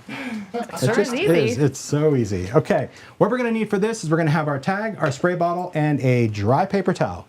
Simple enough. Let me just grab one real quick. I like to go through, and all we're gonna do is just take our sprayer. We're gonna just spray those little droplets all over. So we're not misting this, we're literally getting those droplets. And I'll hold this up just so you can see what I'm talking about. See those water droplets? That's all we're going for. It's just there. We're gonna let it sit for a second. Then we're gonna take that dry paper towel and you're just gonna lift those up. We wanna blot them directly up. We're not gonna go in and wipe it. We wanna blot that water up. And then as this dries, you're gonna start to see those little snowflakes just kind of develop right before your eyes. Distress ink is water reactive. You may not see it right away, but as it dries, see all those little things? They just appear.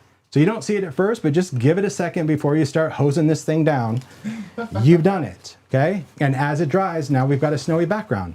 Done. Simple as that. Easy, easy. Okay, simple. Next up, we need to do another piece of prep for this. And this is only if you want to include something that you want to sparkle. If you don't, that's fine.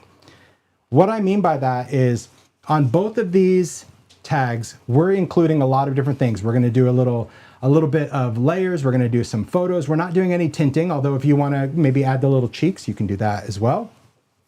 But we're gonna add a lot of different pieces. And I don't want you to pick the pieces yet. The only piece I want you to pay attention to is if you want to add something like a Santa or something that you want to add some snowflakes to, some sparkle, we want to do this now so it has a chance to dry when we actually need it, okay? So once that's inked and that's going to give this a chance to dry, you don't need a heat tool. You shouldn't have used that much water. It should already really be dry. But find a piece. So I'm going to take a Santa. I think that Santa is in... Oh, that's the this guy. Oh yeah, this one's in Emporium. So this, if you're looking for this guy, he's in Emporium. Just for now, we'll go back to these and we'll pick all of the other elements, but I want to get that glue and glitter on right now. So what's cool about this is that you can add snowflakes to give a piece the most nostalgic, vintage, sparkly thing. And that's what I love about the glitter, the mica flakes. They just reflect the light. It's magic, huh? I love them. Look, can you just cut to Heidi real quick, please? Wait. Okay. I just No, heard that. she got her glasses on. But what I love, I front facing because it's just your position.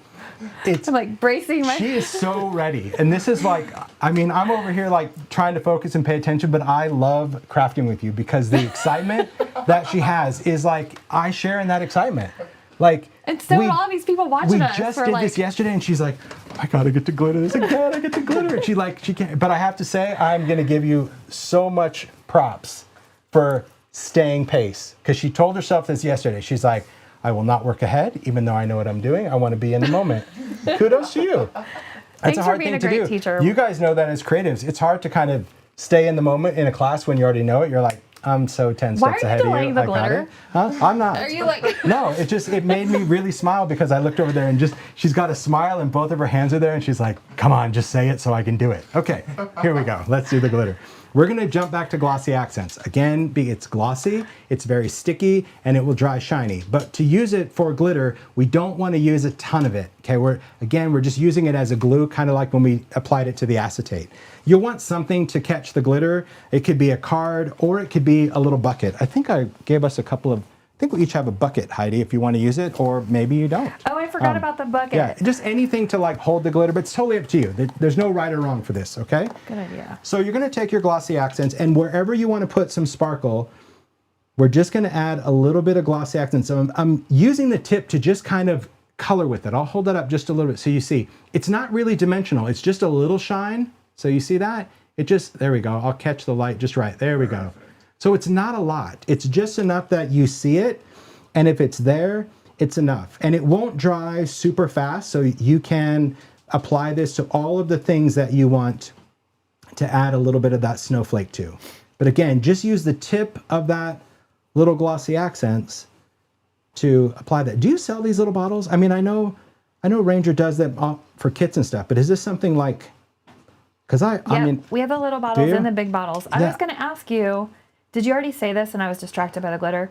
Do you feel like glossy accents is the best glue to use for glitter? Yes, I do. Why? It's sticky, so it grabs the glitter really quick. It's dimensional, so when your glitter hits it, your glitter doesn't dry flat like if you were using tape or even Collage medium, which is a flat drying adhesive. So just that little bit of dimension, the glitter is going to coat that dimension. And if you miss a spot, it's going to still stay shiny. So those are all my favorite things for why I like to use glossy accents for it. So I want to be pretty generous. So that's why I like the little bucket, because the thing about snowflakes is we want that mixture of all those things. We don't want to smash it down. We just want to pour it over everything, then give it a little tap with the jar, and there's all of our, look at that. Now, here's your options. Depending on, I actually lucked out. Wow, yay. Depending on where your mica falls, sometimes a mica flake, because it's big, might end up like going over his eye, like a patch or something. If you don't want that, you can just go in with, I just recommend a craft pick or scissor or the end of a brush or just anything to move those pieces. Oh my gosh, yours is fab. Look at that. Thanks, see? Yeah, but when the light hits it, it's just, see, there's just nothing like it. That snowflake is just wintry magic. It's great for shakety shake, but man, it's not your socks off. Well, you know what you like too, Christmas. Because you developed the glitter and you got samples and you sent it back to change this and change that. I'm telling you, Kathy and Alan, we went back and forth on so much mixture, but yeah, so snowflake. So again, this will come in a bigger jar and this will come out in August, the end of August. Okay, so we're gonna let that dry. We just want it to dry. It's not gonna take a long time, but it will take some time, so that's important.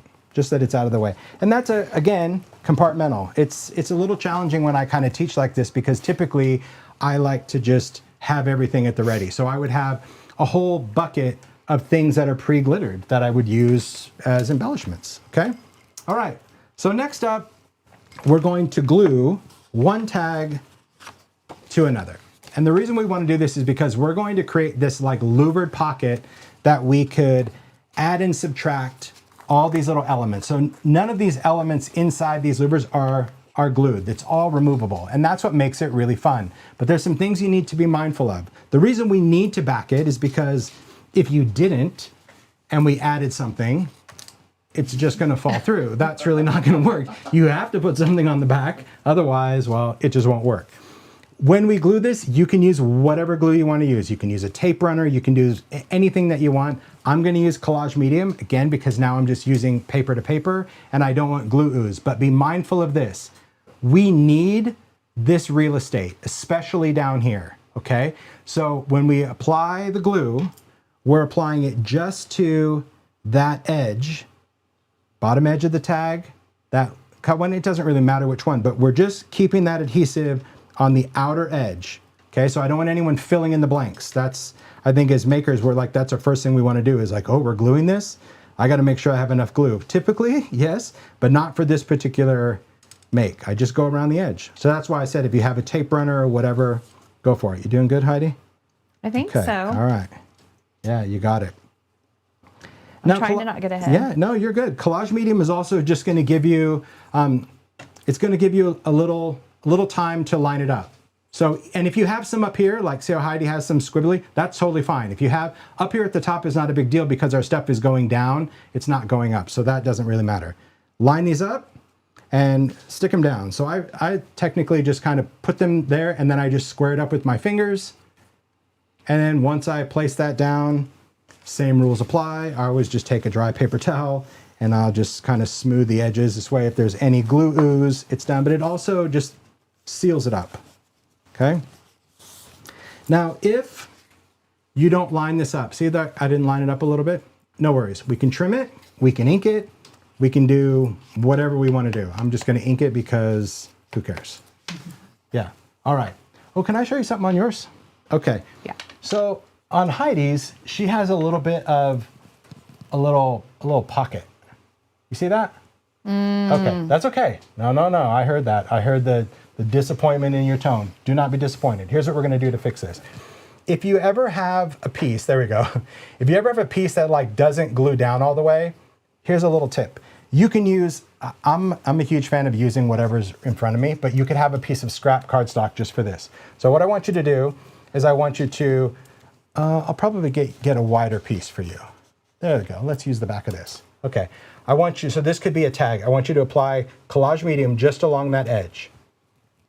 So just do like you can scribble it, you can do a line of it, but just, yeah, that's fine. Yeah, kind of spread that out a little bit more. A little more. No, put a little more Collage Medium. Just kind of get that stuff off the tip. There you go. Okay. Now I want you to just take that, slide it underneath that opening. Go ahead and keep this on the table. Slide it under the opening, right in between there. Yep. Now place your fingers on top of that tag and pull that out. Yep, and then burnish that. Push that down with your dry paper towel.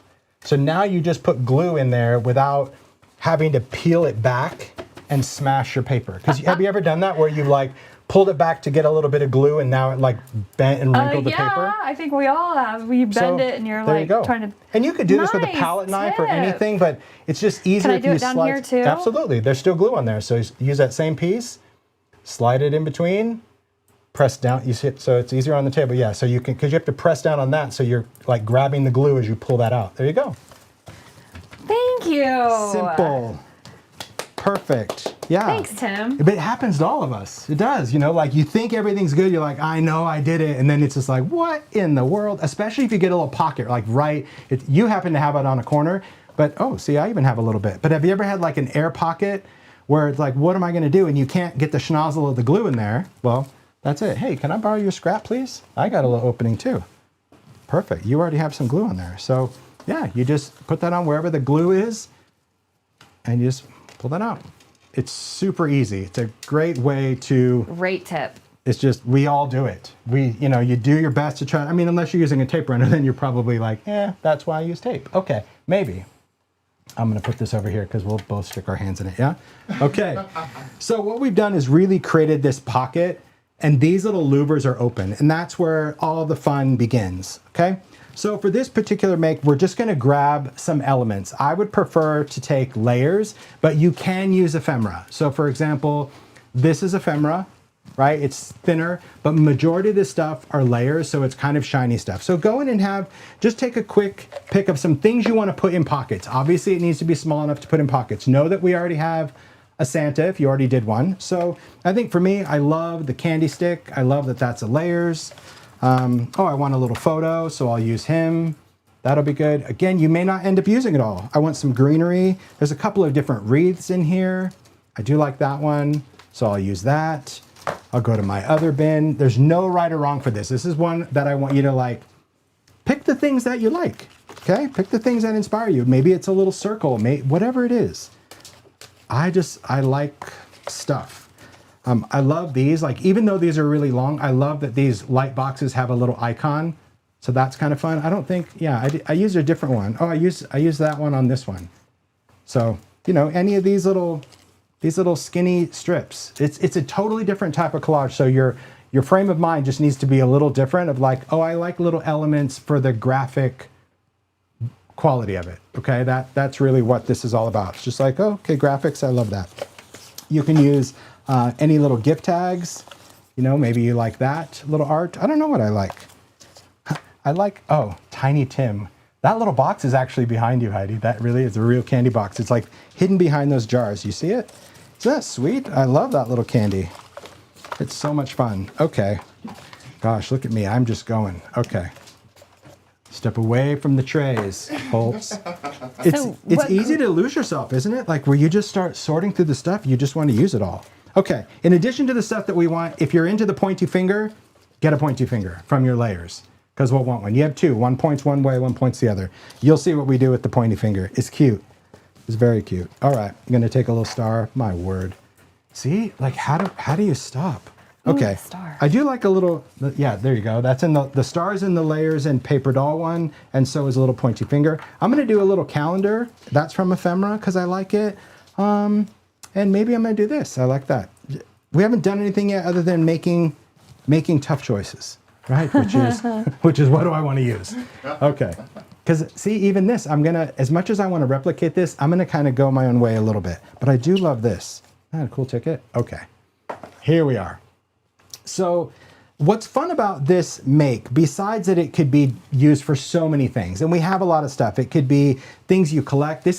This die is also amazing for a travel journal because you can put so many things from a trip or a vacation that you took. But we wanted to do something because it's holiday related, and Heidi talked about this at the beginning. We wanted to incorporate a gift card. I am a huge fan of gift cards. Guilty pleasure. I have over 390 Starbucks gift cards that I've collected since 2000. It's quite a collection. Over 20 years. I do. I have them. And I bet they're very well literally organized. Under my table. I have I'm not kidding. I'm not going to show all of them, but I have like, they're literally in albums and I have them. Yeah, so these are all like everyday ones. Yeah. And How far back? I think 2000 is when I first started. Okay. Like, remember, you even gave us ones from Wicked. They're in there. Yeah. I have ones for Halloween. I have them for Christmas. And I mean, I love that because like back in the day, Starbucks really used to have like whole displays of them. And it's really great. If you ask them there, most of the time they're like, yeah, go ahead, help yourself.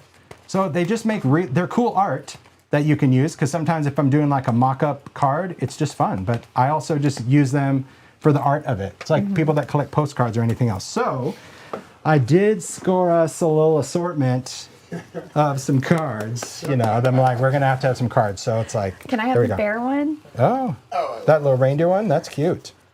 And hand warmer. Oh, I thought he was a bear. He's a reindeer. He's cute though. So cute. I love this one. I think I'm gonna use this one. It's the coffeeiest time of the year.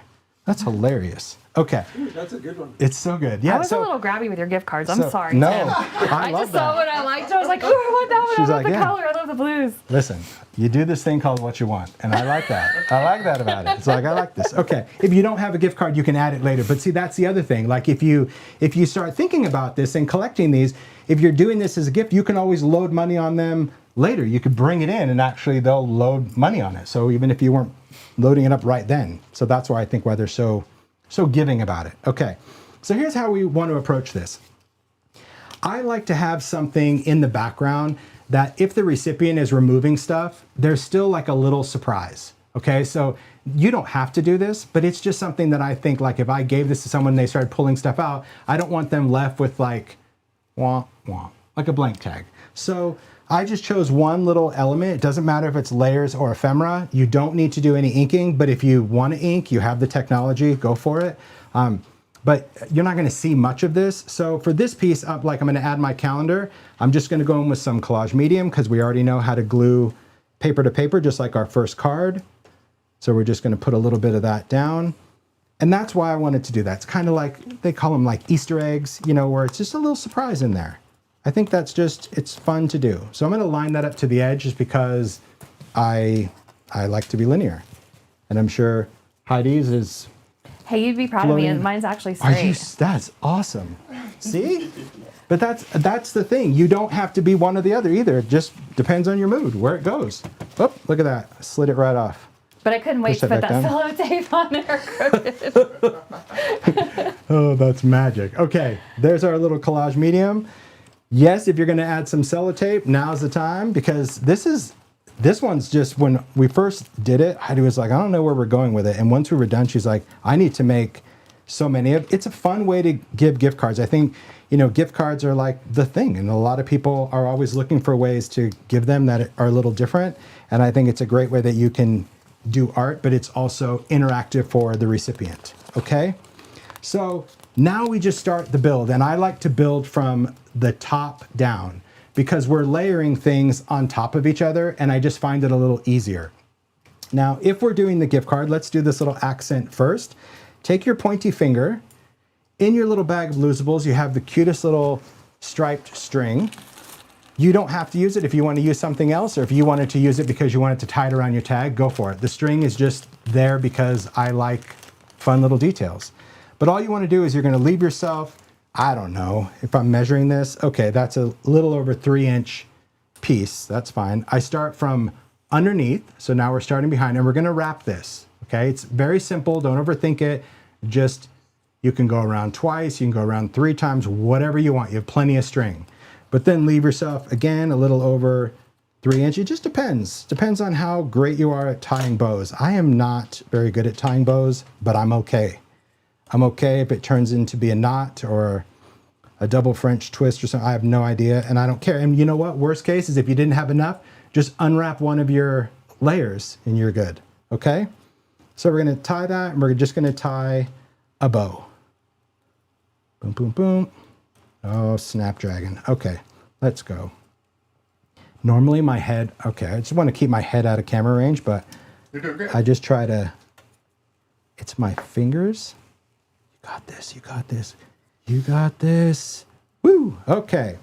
So once you do this, I'm just gonna pull these little ends to the size of the bow that I want. I'll show you what I'm doing. There's our little bow. See that? It's just a little one. And you could leave the tails on there. You can get it to whatever size, but here's what else I like to do. Once I have that little bow the way I like it, I'm just gonna trim off the ends of the string. And then to make sure this thing doesn't come unraveled, I'm gonna take a little bit of collage medium, Heidi, and we're just gonna put a little bit right in the middle of that knot. Doesn't need to be tons, not really, and you can kind of work that in with the tip of the bottle. This will dry totally matte, you won't see it, but it'll keep that bow from unraveling, especially if you're giving it to someone, okay? There you go. You did just hear Snapdragon. Why? I have no idea. Because my brain goes to little fill-in words to satisfy the frustration, right? We all have that. Okay, so as we build, let's go for it. Here's what we're gonna do. I'm gonna take our Santa, because I want him kind of in the back. And this is gonna be a lot of add and subtract the whole time. So don't think that these decisions that you're making are critical right out of the gate. Let me put this guy in just so you can see where we're going, all right? Because we can change this. Okay, as I look, okay, I want to make sure that when you insert something, it stays under the louvers. We're not basket weaving here because we need each opening for the next layer, if that makes sense. Great, Heidi.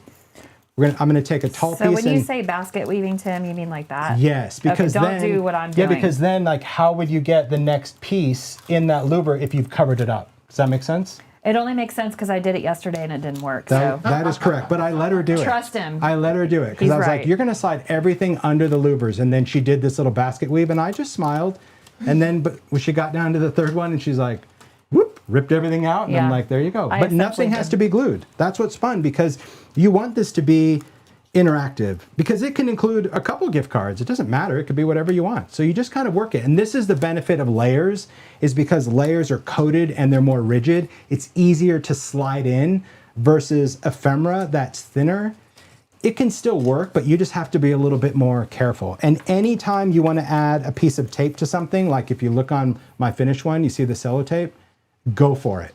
So if you just decide like, hey, I want that to have a little bit of color, like, great, that's why we gave you this stuff. You have it in your kit to use it however you see fit. So don't think, oh, he didn't say to use cello tape, so I'm not. Yeah, go for it. So here, let's see, I'll put that on. I want that little small seal. I want it, just look at that. I embrace the wonk. It's a little angle. It's so, so good. Is collage medium better than glue?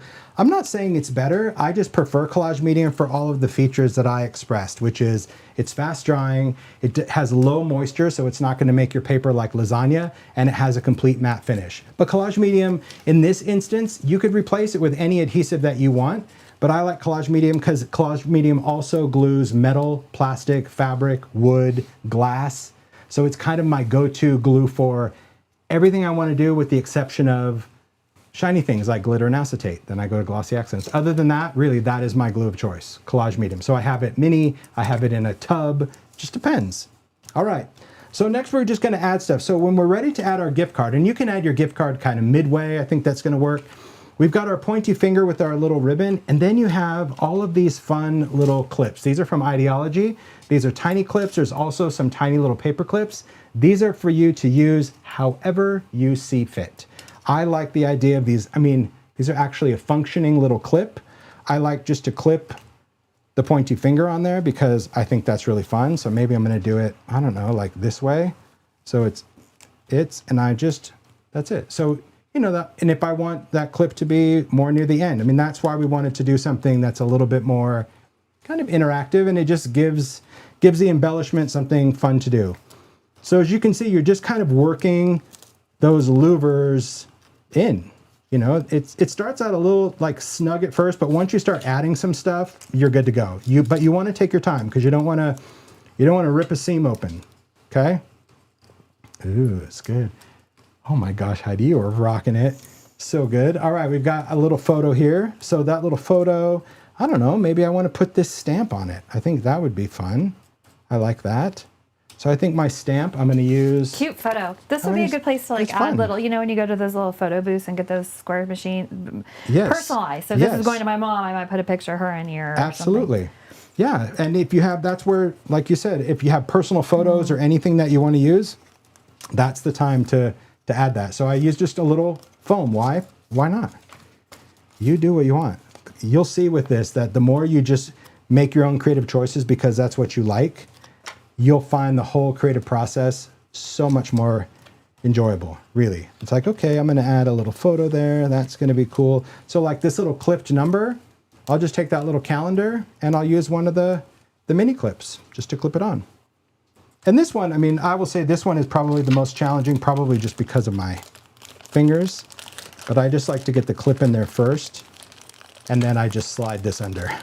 I just think that works. Okay, now as we reach the bottom, do not accessorize down here yet. We haven't gotten there. We're just adding our louver. So if you're like, oh, we're gonna start gluing stuff, try to leave the space open for now. You'll see in a minute. Right now, we're just kind of filling the louvers, but you can always adjust. That's what I love about this particular kind of collage, is that as you find stuff, especially if you start building these or you do them for birthdays or whatever, you'll find so many little things, little elements that are personable to the recipient, you know?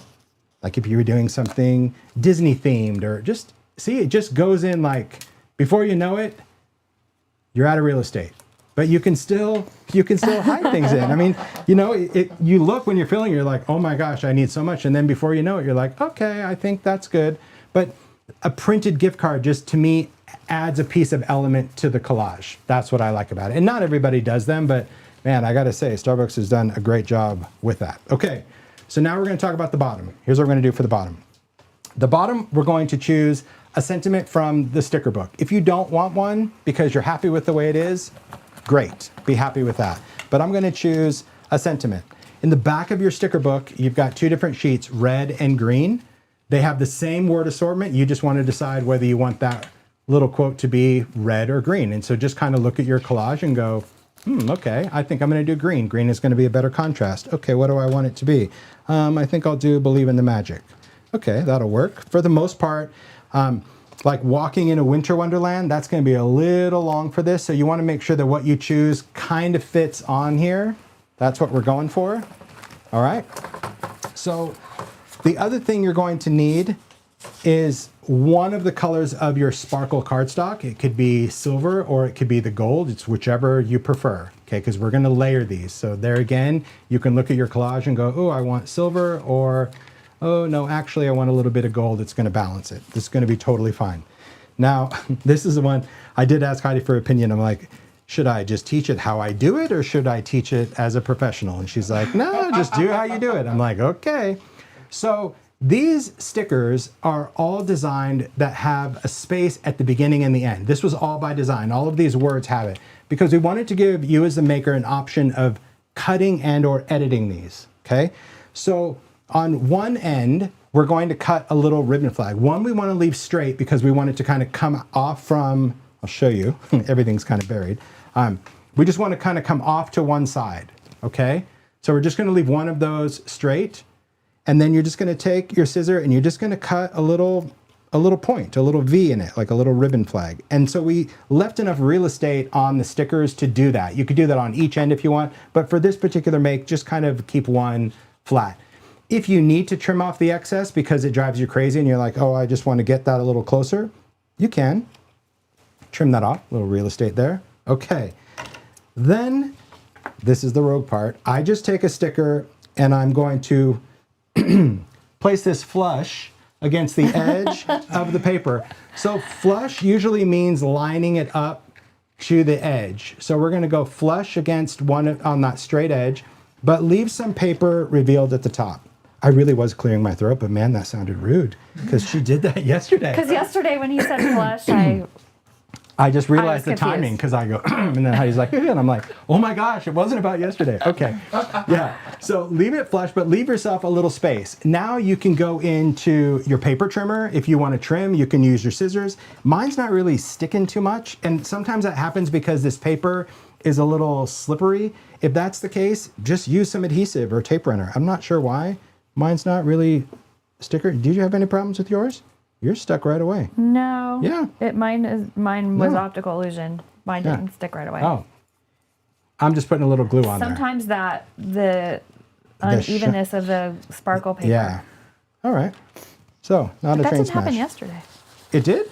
No, it didn't. Oh, it didn't? No. It's like more humid in here today. Probably. All right, so we're gonna have to, it's a little warmer in here than out there, yeah. So next, you can just wing it. If you wanna use a paper trimmer, go for it. I just go in with scissors, and I love, if you have a pair of shears, like long scissors versus short, this is where it comes in really handy. And we're just gonna eyeball it. We're just gonna leave a trim, because I'm gonna end up probably trimming this a few times just to get it to where I like it.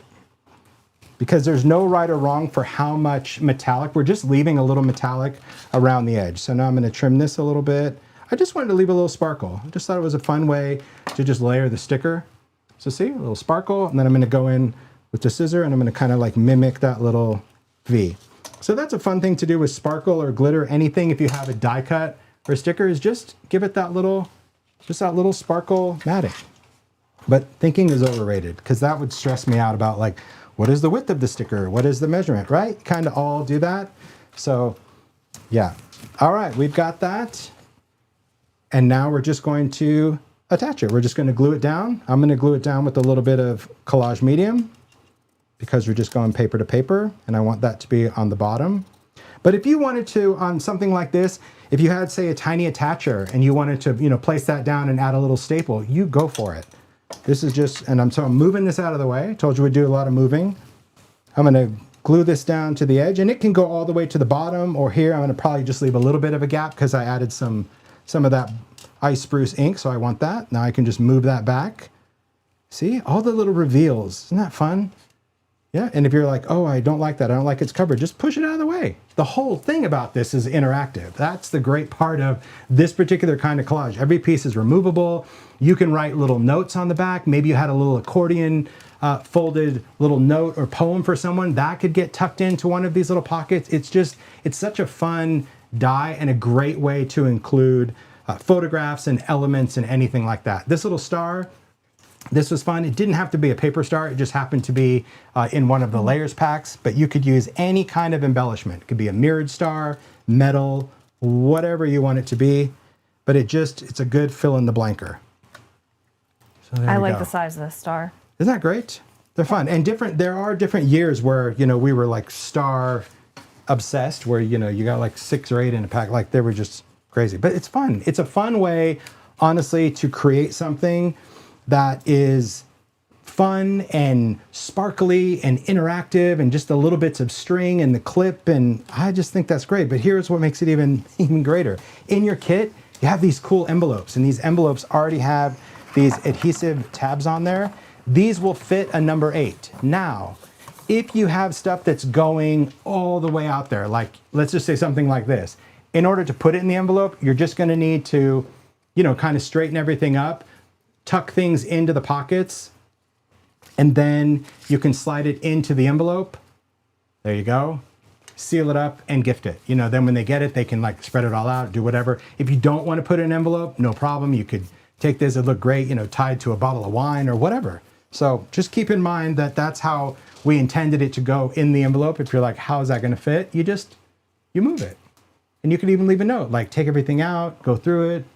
Yeah, enjoy. And we have a little Fun. C's gift card for you too, Tim. Well, sweet on that. Thank you for letting us in your studio. Oh, thank you. The sweet life. Go I do love candy it. shopping. You know I will. I haven't been to C's in a long time. I know, which is shocking because normally we go. Look at little tiny Tim. Well, the Tim, little can you tiny guys, Tim in can there. they show the box that some of this stuff, the ephemera comes It's from? hidden back. It's in the shadow, but yeah, it's back there. Well, maybe at the end we'll disassemble. It's Okay. very cool. It's a lot of fun. Thank you for that. Thank you, Tim. Sweet. I have a Heidi original. It's And like that. you can actually go shopping with it. You don't just put it in your book. Right. Correct. Thank you. All right. How did everyone do on that? That was fun. That was I have fun. a Heidi original. Isn't that cool? Again, a different way to collage. The whole interactive movement of it is what makes it fun. And this is a great way that you can use those really odd pieces sometimes that you're like, I don't know how that's going to fit or what do I use with it. It's cool. It's also why you want more packs of it because you want more Santas, you want more candy sticks, you want all that stuff. Okay. Moving on. We doing all right, guys? We're doing great. Mario doing okay? Good deal. It's good fun. How do okay. they do that? Moving on. How do you do Gen Z, that, Reed? I can only do it the millennial way. I don't know how they do it with 2 fingers. Hearts. Or it's Yeah. like their middle finger and their pointer. Hearts I for don't know. everyone. It's good fun. I'm glad you guys are having fun. It's really good. It's just about like seeing it and just getting in the spirit to just make and create. Okay. So let's see. And Next working up. ahead so we can have like a really good season because we Yeah. already started our Christmas making. Listen, we didn't have it all to do in like Your idea of Christmas December. in July. I am a last minute maker. We joke every year where I say to Mario, I'm like, oh, how are we doing on 200 Christmas cards? Like a week before Christmas. We don't send out 200 Christmas cards.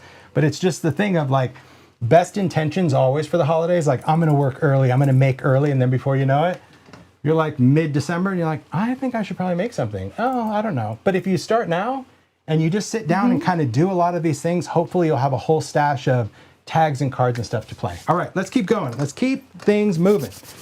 This next one is a really carefree collage, okay?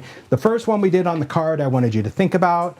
The tag one, I wanted you just to have fun moving things in and out. And this is a great collage to use up scraps, but more importantly, push yourself kind of out of your comfort zone to create scraps to work from. And I made 3 because once I started, like this is probably my favorite way to collage. You just can't stop because you go for it. But you have to be free in your brain to do it, okay? So what we're gonna need for this is you're gonna need a number 5 tag. So that's gonna be the smaller of the 2 tags. So I'll just kind of give you a size comparison, what's in the kit. So this is the number 8. So this is the one we did on the last make.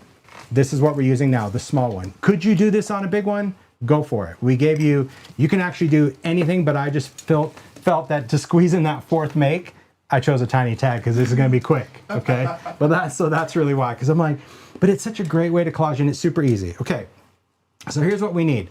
You're going to choose a character. That's going to be a paper doll. I prefer not to tint this because I love the contrast of the colorful background and the black and white person, okay? So that's why we're not going to do it.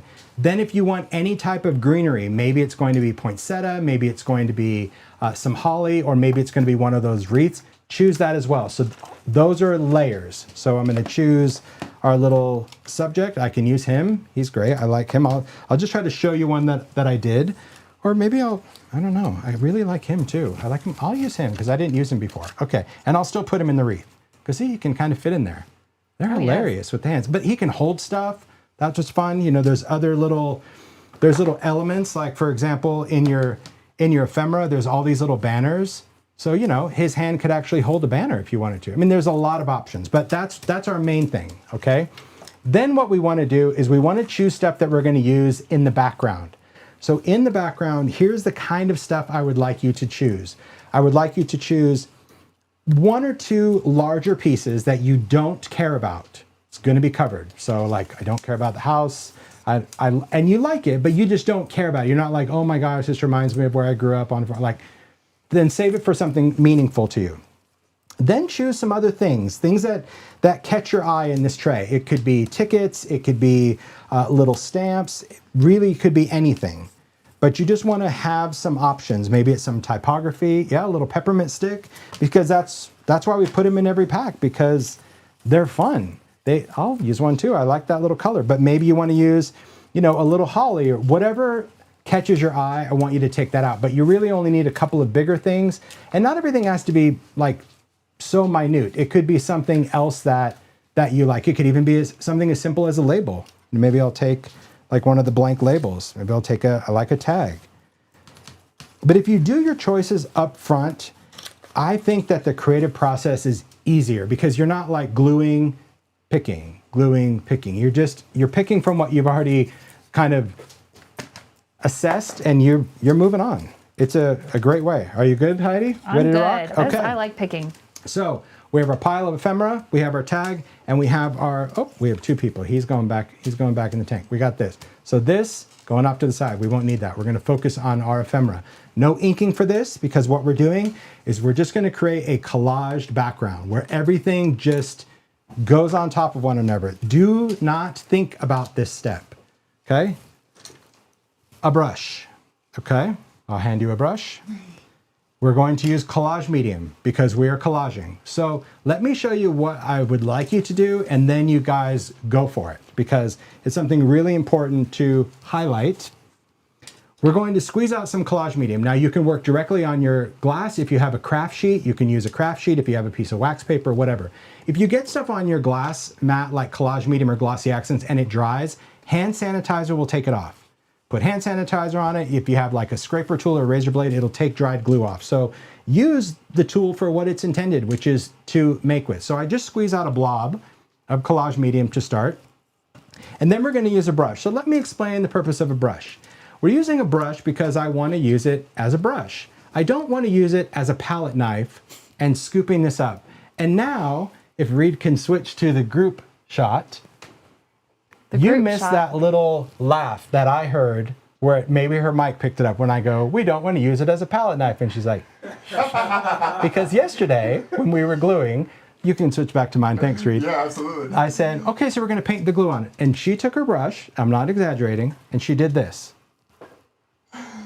And I was like, I reached over, I took her hand, I put it back, and I go, no, it's a brush. We're gonna pick up some glue. It's true. But it's true. But it was really great yesterday because honestly, as students, like if you don't specify that, you just think like, okay, it's just how he wants to apply the glue. But really, there is a method to having a brush, okay? We also want that dry paper towel. If you lost it or used it for something else, just have one handy because same rules. Anytime I glue stuff with collage medium, it's just how I apply it. So we're gonna take that brush and we're going to apply collage medium to an area that you want something. This is one that we are not pre-planning. See, I know already you guys might be like, oh my gosh, why didn't he have us do a layout yet? Because we don't want to. We're gonna take one of the pieces. So I put some collage medium in an area big enough for the piece that I had in my vision. I'm going to place this down. I like to work from edge to edge. So I at least line it up to one of the edges of the tag, but let it hang off somewhere. And then take that paper towel and burnish it. Really burnish that piece so it's dry. It's not going anywhere. It's just done. Okay, I talked too long. Collage medium in Arizona has the drying time of now. So really, you have to, so you're working one piece at a time. So we're gluing that on, placing this down, and use our paper towel. So any of that excess glue, don't worry about it. Really, don't worry. We're gonna cover this whole thing later, but right now we are not decoupaging. So we are not adding a top coat, not now, but we will, okay? So now we just start filling this in kind of like a weird puzzle, but we want stuff overlapped, okay? But if you really say wanted that signature, could you then push that right up against it? Yeah, but maybe you want a little overlap. But keep in mind that anything outside the perimeter is gonna go away. So for example, on this ice coupon, if I like this other side better, I'll just flip it because I know that whatever is gonna be here is gonna be gone. Oh, and I like that little 5, okay? If I don't want that piece there, maybe I want something else there. You have some choices, but you have to just keep going. So you can't really think about it. You just go, okay, that's my next piece. I'm gonna apply some collage medium about the size of this thing, and it can go over. See, I brushed it right over the top. Don't worry about it. I'm gonna place that next piece down. I'll kind of line it up, but maybe I want this to go off the edge. You want stuff off the edge. Honestly, it's going to give your finished collage such an organic vibe, and it's the most challenging way to do it. Because people that like to think and plan and know what it's gonna look like, I understand. I'm really not making fun. I totally understand what's going through your mind because you're like, well, no, but I want to know what it's gonna be. No, you'll enjoy the process so much more if you just go for it. You'll surprise yourself at the end. So there you go, that's an oval. Our goal though is we need to cover all this real estate. So if you've got a little opening, you need to find another piece that you might want to fill in the blank. And bigger pieces like this, I could use a couple of little elements. So for example, on this one, I'm just gonna chop it because I need just enough to fill that space. So I can just add some collage medium. And I see Heidi off to the side, she is grooving. I love doing this collage. This is so good. She's just going because that's what you do. And see how she's got stuff at an angle? Embrace your wonky. If that's how you go for it. You really can. You can do whatever works best for you. It's just the thinking part that I think we all struggle with, especially if you're not used to doing collage. It's a challenge. I get it. Now, this is where, in all honesty, I would be using my collage medium that's in the tub because I wouldn't have to squeeze it out and go back and squeeze it out and go back. I would just be able to dip the brush right into that big old vat of collage medium. But that's all right. We're making it work because it's the same stuff. It's just a different delivery system. So I paint that. I'm going to place this down, but I'm intentionally going off the edge. Even you're like, oh, but I really like that. And how will I read the quote? It doesn't matter. You won't see it. It's just, we're making a background. Okay, that's good. All right. Was there an email sent about class, maybe things to do ahead of time? Yes, there was, Laura. It was just about separating the stuff. This way you kind of knew what stuff you liked the most. So absolutely. That was a homework email. But sometimes, you know, on certain emails, like you got to check your spam and all that other stuff. It just happens. Make sure you're subscribed to the Simon Says Yeah, because you sent out a newsletter today as well, right? Yep. Yeah, so there's that. So just make sure on the bottom left of our website, there's a subscribe to our newsletter. And if you unsubscribe, that means you're going to stop getting the correspondences about anything, class, sales, whatever. So if you didn't get that email, you can just go to the Simon Says Stamp blog and it has photos and everything of what was in that email because it's so many people are interested and excited about class. Cool. There you go. So as I start running out of space, this is where you have to fill in the blank. And this is where sacrifices are made. This is where decisions are actually committed and sacrifices are made. I'm putting stuff over things and it's like, oh, but I really want it. Yeah, well, in your heart, you'll know it was there. Move on. That's just the best way. A little candy. Okay, so let's say, for example, I want to put this candy piece down, right? You see that? But can you see the space right here where I've got that little special delivery? I want to show that as well. So what I'm going to do is I'm just going to cut a straight line. That's what I was saying to Heidi yesterday. So let's say you want to put a piece, but you wish you would have put it under. Like for me, I wish it was under because I don't want to cover that. So there are ways that we can do kind of some compromise. I cut a straight edge off. And then I can put my collage medium in that area that I want. And now I can just line the straight edge right up to that other straight edge. And it'll still give you the illusion that it went under it. Does that make sense? I hope it does. So just keep in mind, if there was ever something that you wish you would have put under there, you can always edit. Just trim it and just put something wherever you'd like it to go. There's a little stamp. So I think on the stamp here, gosh, I'll just go over here. There we go. So far, so good. Are we doing all right? I hope you guys are. Okay, so I've covered up a lot of this blue, so I think I want to put a little bit more of that blue. So there we go. I think I can use that ice. I'll do that same kind of thing where I'll use that line because I've already cut that ice coupon, and I'll put that up to that. But I'm going to go just off the edge because I want it to be a little random. Use a paper towel. Fun. There you go. Love that.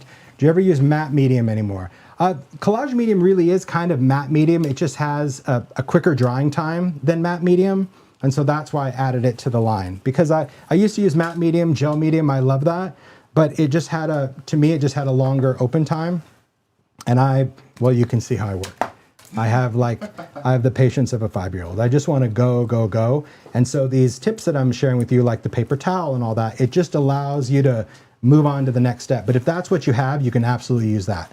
Just keep in mind that the moisture of that is just it might take a little bit longer for a piece to dry, which is not the end of the world. Okay, how'd we do? So far, so good. How are we doing, Heidi? Great. Do okay? I just have a question about, Yes. I've got a weird one that I love. Yes. Is this hard to collage with? Is it? So the fact that you love that, we're going to go to the rule of thumb here. So remember, if you love something, that it's going to be super important that take that piece and save it. We'll put it on the top. So the paper doll can maybe hold that. See? Oh. Because if you like something, save it. Put it on last. Because again, in collage, you're going to have the best intention of where you put it on the background right now. But I guarantee then when you add those other elements, you're like, if I would have only glued it higher or lower, you don't know yet. So anything you like, even if it's a flashcard, or in this case, look how charming that is. It's going to be so good. A little banner, save it. Because we'll put it on last, because then you'll see it, and that is what's going to make you the happiest. Okay. Okay. So once we have these pieces down, I have this one little element right here that it's probably going to get covered up, right? But it also just might drive me a little crazy. So I'm going to just do one more little piece. So I'm going to take, I love these tickets. They're not perforated, although I kind of wish they were sometimes. All right. I'm just going to use a little collage medium, and I'm going to kind of go right up over the top. Okay. Ooh, I'm going to show some of that number. Ooh, I love a little of that 23 there. I have no idea what's going on in this corner now because I have no idea where the tag ends, and that's okay. That's the magic of collage. Notice I never cheated. I didn't flip this over and go, ooh, where am I? Because that takes the fun out of it. I didn't use this. That's all right. In my heart, I know I chose it. It was going to be a good piece. I didn't use this. That's all right. I used part of it. Okay. Now for the next step. You're going to take your finished collage and you're going to flip it over. All of that stuff that is hanging over, edit. So we're going to take if you have shears, really, the shears are so good. Just go right along the edge and cut right against the edge of that tag. Just edit. Don't look at it. Don't have separation anxiety with it because, as makers, you're like, oh, but it's too late now. You've glued it and there's no going back. There's no removing. So all of these little elements, we're just cutting this off. Okay. The benefit of this though, believe it or not, are all of these little pieces are usable pieces for your next collage. I have a cool little tip of a ticket. I have this little green end. That's going to be cool, just tucked in. If I want to keep these, I don't. I don't really care about that little end. Do I like this little slotted thing? Yeah, that's cool because if that was going over a color, I would see, so I keep that. So believe it or not, from a scrap perspective, these little elements are totally usable for the next one. That's how I started making so many, because you have leftovers and they become an element in the next one. So that's the joy of this kind of collage. You just use the pieces and use them all for later. But if it's something that you think I'm never going to use, just we'll let it go. All right. So here's our tag. Look at this. So good. Okay. All right. So once we have this done, we're going to punch a hole in this or not. Heidi and I were talking about this. If you want to just use this as a card front, because you could cut this straight across the top if you didn't want that card angle, and this could be a card front, a collage card front. Or you could keep the tag shape. But if you want it to be a tag, we're going to punch the hole. That's where the whole hole punch came into the optional kit thing. So if you want to punch it, I'm going to just grab, it can be a 1/4-inch paper punch, it could be a little chopper tool, it's whatever you have. But I'm just going to place that, and I'm just going to repunch the hole in the tag. There you go, Heidi. Thank you. You're a good sharer. Yeah, absolutely. So you just repunch the hole. And if you don't want to skip this, that's fine. So now we're going to finish the top of this, and finishing the top is going to be really easy. Okay. We're going to take some collage medium. Now, if you have some collage medium, what's that? Are we allowed to add cellos? We're going to add cello tape next, after we do this next step. Oh, I was just eager, sorry. No, we're good. I love that. See, Heidi's like, can we cello tape it? Yes, we will. We will cello tape it, but we want the cello tape to have that shine. If you didn't want it to have the shine, you could apply it now before we do this next step. But I'm doing this because the collage medium would actually matte this finish. I want the shine. So here's what we're going to do. You're going to take some collage medium. Now you can do whatever you're comfortable with, but however, whether you apply it to the glass or the tag, either way, this is what we're using. We're using our fingers. Again, I learned this trick from Paula. I love asking questions. I love learning from other people. So I'm going to squeeze some collage medium, just a blob. How much? A blob. That's all you need. You're going to take 2 fingers and you're literally going to start rubbing this over the entire thing quickly. Why are we using our fingers? Several reasons. One, you'll feel it. It's getting into all those different paper layers. But 2, collage medium will dry with a texture. Like if you use a paintbrush, you'll see the brush strokes.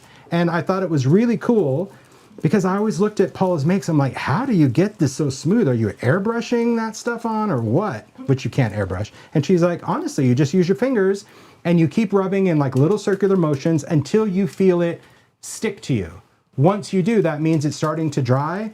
Smooth out any last little bits and be done. And look at that, like no brush strokes. It's amazing. And it'll dry totally matte. Get this off your fingers while it's wet. So, can you hand me one of those spray bottles, please? Thank you.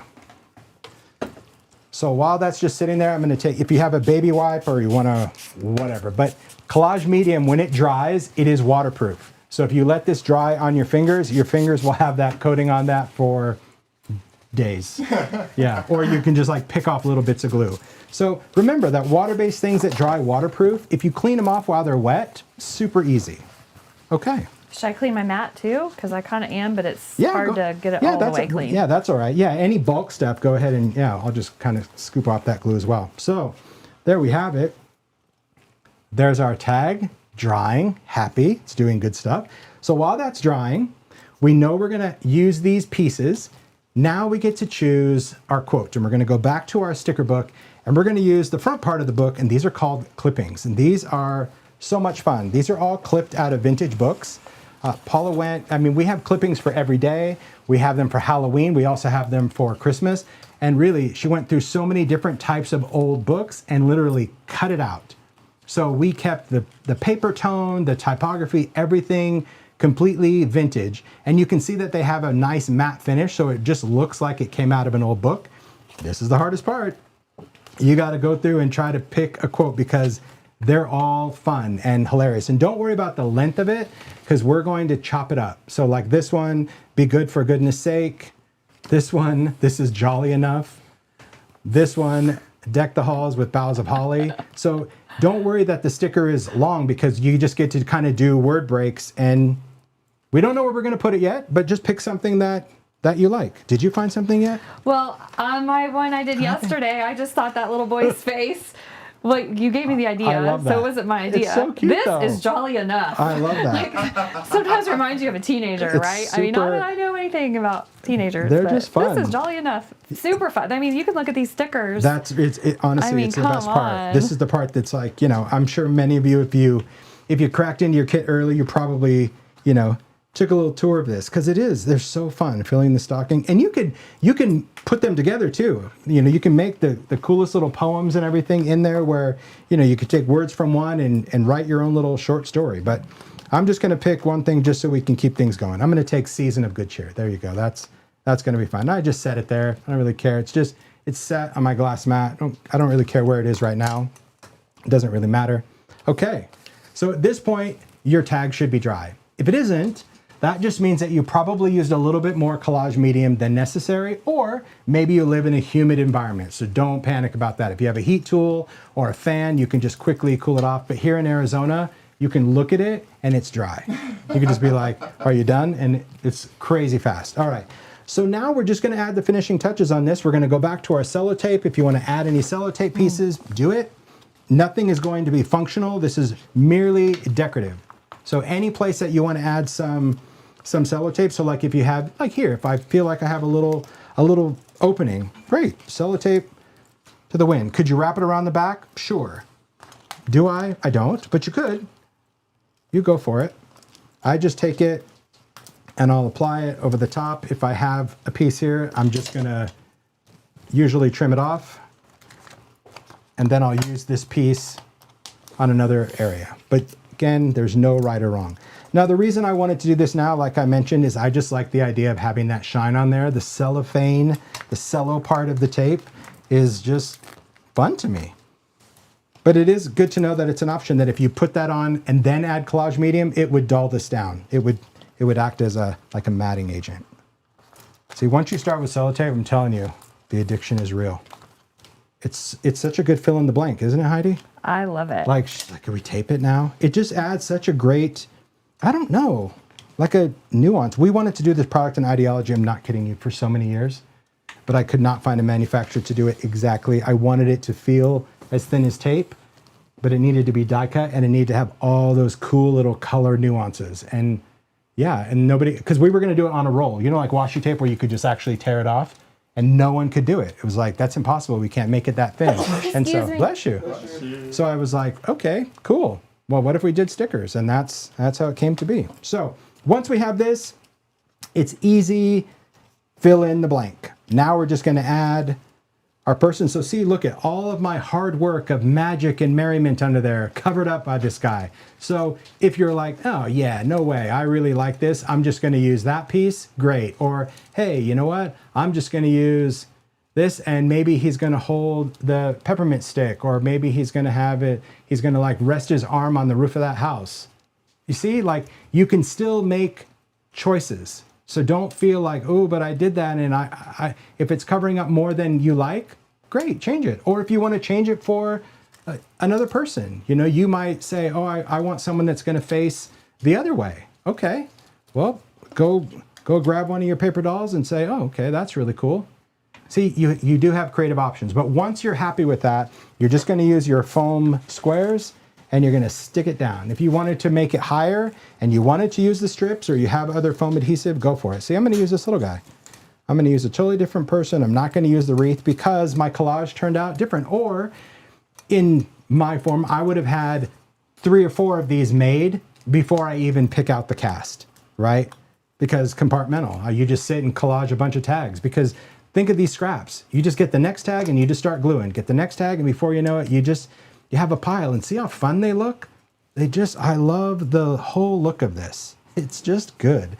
And you could use crayon, and you could use ink, and you could use all the things on these. But my point is, it's not because we didn't want to put it in the kit, because we could have just said, you know, add that from your stash. It's because not everything is necessary. Inking these layers on this particular thing, it would not be visible. You would think it's going to make a difference, but honestly, when it's all said and done, it wouldn't make a difference like you think it would, because of the collage medium and all the other layers. So there you go, he's there. And I got rid of that house. I told you I didn't like that piece, it's gone. But I like that little arch that's there. I think that's fun. Okay, so once you're happy with that, now you're gonna add your stickers. And this is where you have to decide, is it gonna be because you're gonna put it over the body, or you're just gonna kind of find ways to add these elements? I'm just going to start cutting this. So let's see. I think I have to do like cheer. So I'm going to cut that. I think I have to do of good. So I'm going to cut that. So I just kind of start at first. It's pretty forgiving if you need to remove some of these stickers. If you put something down, you need to remove it. Use a craft pick or something, or a pin to do that. What you need? Are you good or you need stuff? Oh my gosh, look at that I was just going to add banner of another yours. piece of ephemera. Go for it. Go for it. I feel like she needs some red down there. Perfect. Some festive red. I love that you see that. All right, so I'm just cutting this. That's what it's all about. Because once you get over the thinking part, then you can go back and do a little fill in the blanker. All right, let's see. All right, I think I'm liking that. I like to kind of, it's really weird. I can't believe I'm saying this out loud, but when it comes to word stickers, I get my wonk on. What's up with that? See? And I did that on every one of them. I don't know why that is. I guess just because if you are cutting stuff like, yeah. So maybe I'll just do, I think I'm just going to leave the off. I just like season of good cheer. And I like that his hand's kind of resting on it. There we go. Fun. Oh, I love the hand thing. What a great, See? Just nice touch. Just fun. Oh, so, but see, look how yours is. That banner, that's so great. And I love how you added that little dimension right there with the greenery. Charming, charming little element. Oh, look at that. Beautiful. Oh, here, I'll do, look, we'll do the parallel. Ding, ding, ding, Oh, ding, look. ding. Oh my gosh. So this is the one that honestly, after we did this yesterday, Heidi was like, okay, I want to make, like, could we just keep making these? And I'm like, that's exactly the vibe that I want. Like when it comes to tags is when you just let yourself glue and cut and not have a plan and not think. It is so rewarding because it's almost like you took a picture. Remember back in the days when film needed to be developed, like, you know, you took the picture and then when you got it, you're like, oh my God, that was such a good shot. I mean, we probably do that on our phone now. But what I love about this kind of collage make is that you are just gluing stuff and it's off the edge and it's like, wow, this is a hot mess. But then when you chop it all up and you put something on the top, now all of a sudden, like every little element makes sense. And what a cute little wine tag. Like you handmade and you're like, wishing you Merry Christmas. Wine tag or some people like bourbon. Bourbon's a, do you guys know anybody in your life that you give bourbon to for the holiday? I think this is like a little, not me. well, a little masculine-y. Like you can make something and it's masculine-y. Cool. I mean, I'm not gender biasing necessarily, but it could be a gift tag. A lot too. of men in my life like bourbon. It could tie on a package. And could you have gone and like added some snowflakes or sparkled it? Absolutely. Everything that you have, you can just add to this. The whole purpose of this workshop was to do the basic of collage, to get over the fear factor of what do I do with literally these packages of paper things that, like, why are you giving us 140 things or 80 of this? I mean, like the kit was overwhelming and so generous that you did full packs because everyone's going to have a creative choice, but your very next make will be a totally different creative choice that will look just as good, maybe even better. They say you're only as good as your next collage. They don't say that. I just You said it today. But it's good, yeah? All right. Thank you guys for hanging in there with us. I'm having fun. We're in the home stretch. We got one more, and this is a different departure. This is like a totally different kind of make, but a fun one to just kind of wind down and just enjoy because as much as we wanted to talk about tags and cards and all that, we really wanted to do something decorative. So let's get to it, all right?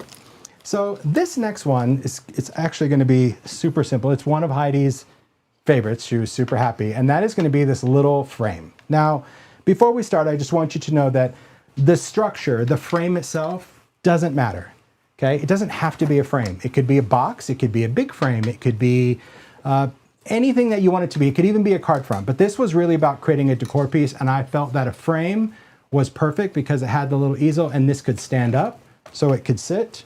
I'm gonna show that, or do a little roving camera, just so you can see, like, when it sits up, it's actually, sorry to catch you off guard, Brian. Well, then it can be something that you give away as a gift or that you year after year after year. Yeah, absolutely. See? And so I like the angle of it, and that's why we did the frame, because it was like, it just, you know, giving that to someone. They could set that on their desk or whatever. Isn't that just, it's so pretty. Yeah, we like it. See, that's how we really are. Like, see, now that we're into this, she's like, yeah, forget it. Now we're going to do it. Okay. Thanks, Brian. I appreciate that. Okay. So for this one, it's really going to be simple. I'll talk about the ingredients that we need. There's not many things left, but it is stuff we're going to need. Okay, let me grab all of my stuff. So you're going to need the frame that we included, and if it has the picture in there already, I can show you how to open it and you can remove it. We're not going to see the picture, but it's probably a good idea. We call her Olivia just because, it's just a joke around here. Just remove Olivia because she'll show up. She's gonna peek through the window like she did on Heidi's make yesterday, and that's a creeper, guys. So you'll know, because Heidi's like, do I need to remove that? I'm like, no. She finished the whole make, and like peeking right out of the top of the window was Olivia. Olivia's head, yeah. I don't know her name, but it was just funny. Okay. So to remove it, it's really simple. You can just push these. It's a cool kind of function. You push and just swivel these out, and then you can take off the back. So you just push down, swivel, and then keep the glass in there. Why do I keep the glass in there? Well, I keep the glass in there because it has weight, but we want to put the frame back together, which seems strange, I know. But we're actually working with just the frame and the glass from the outside in, okay? So we've got our frame. We're going to have our 2 pieces of greenery. Those are those pine pieces. We're going to have our drippy candles. We're going to have our other bag of loosables, which has the baubles and the ribbon. All of that good stuff. You got it? Excellent. I do. And then we're going to take baseboards and transparencies. So we're going to actually need both things out of that, and I'll show you what I want. Oh my gosh, there go. The balls are rolling. Rolling, rolling. Yeah, I need the little boot bowl, right? That's what you need, yeah. Okay. So from our baseboards, here's what I want you to take out. You're going to take out this frame. So it's this red one that has kind of those 3 openings in the panels, not this big one. This is the one we need. And then what's cool about this particular pack is that with these windows, we've also included transparencies. Some of them have a snow printing on it, and some have kind of a leaded window. These are actually pre-cut to fit the different window sizes. So for example, on this one, you could position that transparency and then see it looks like a snowy window.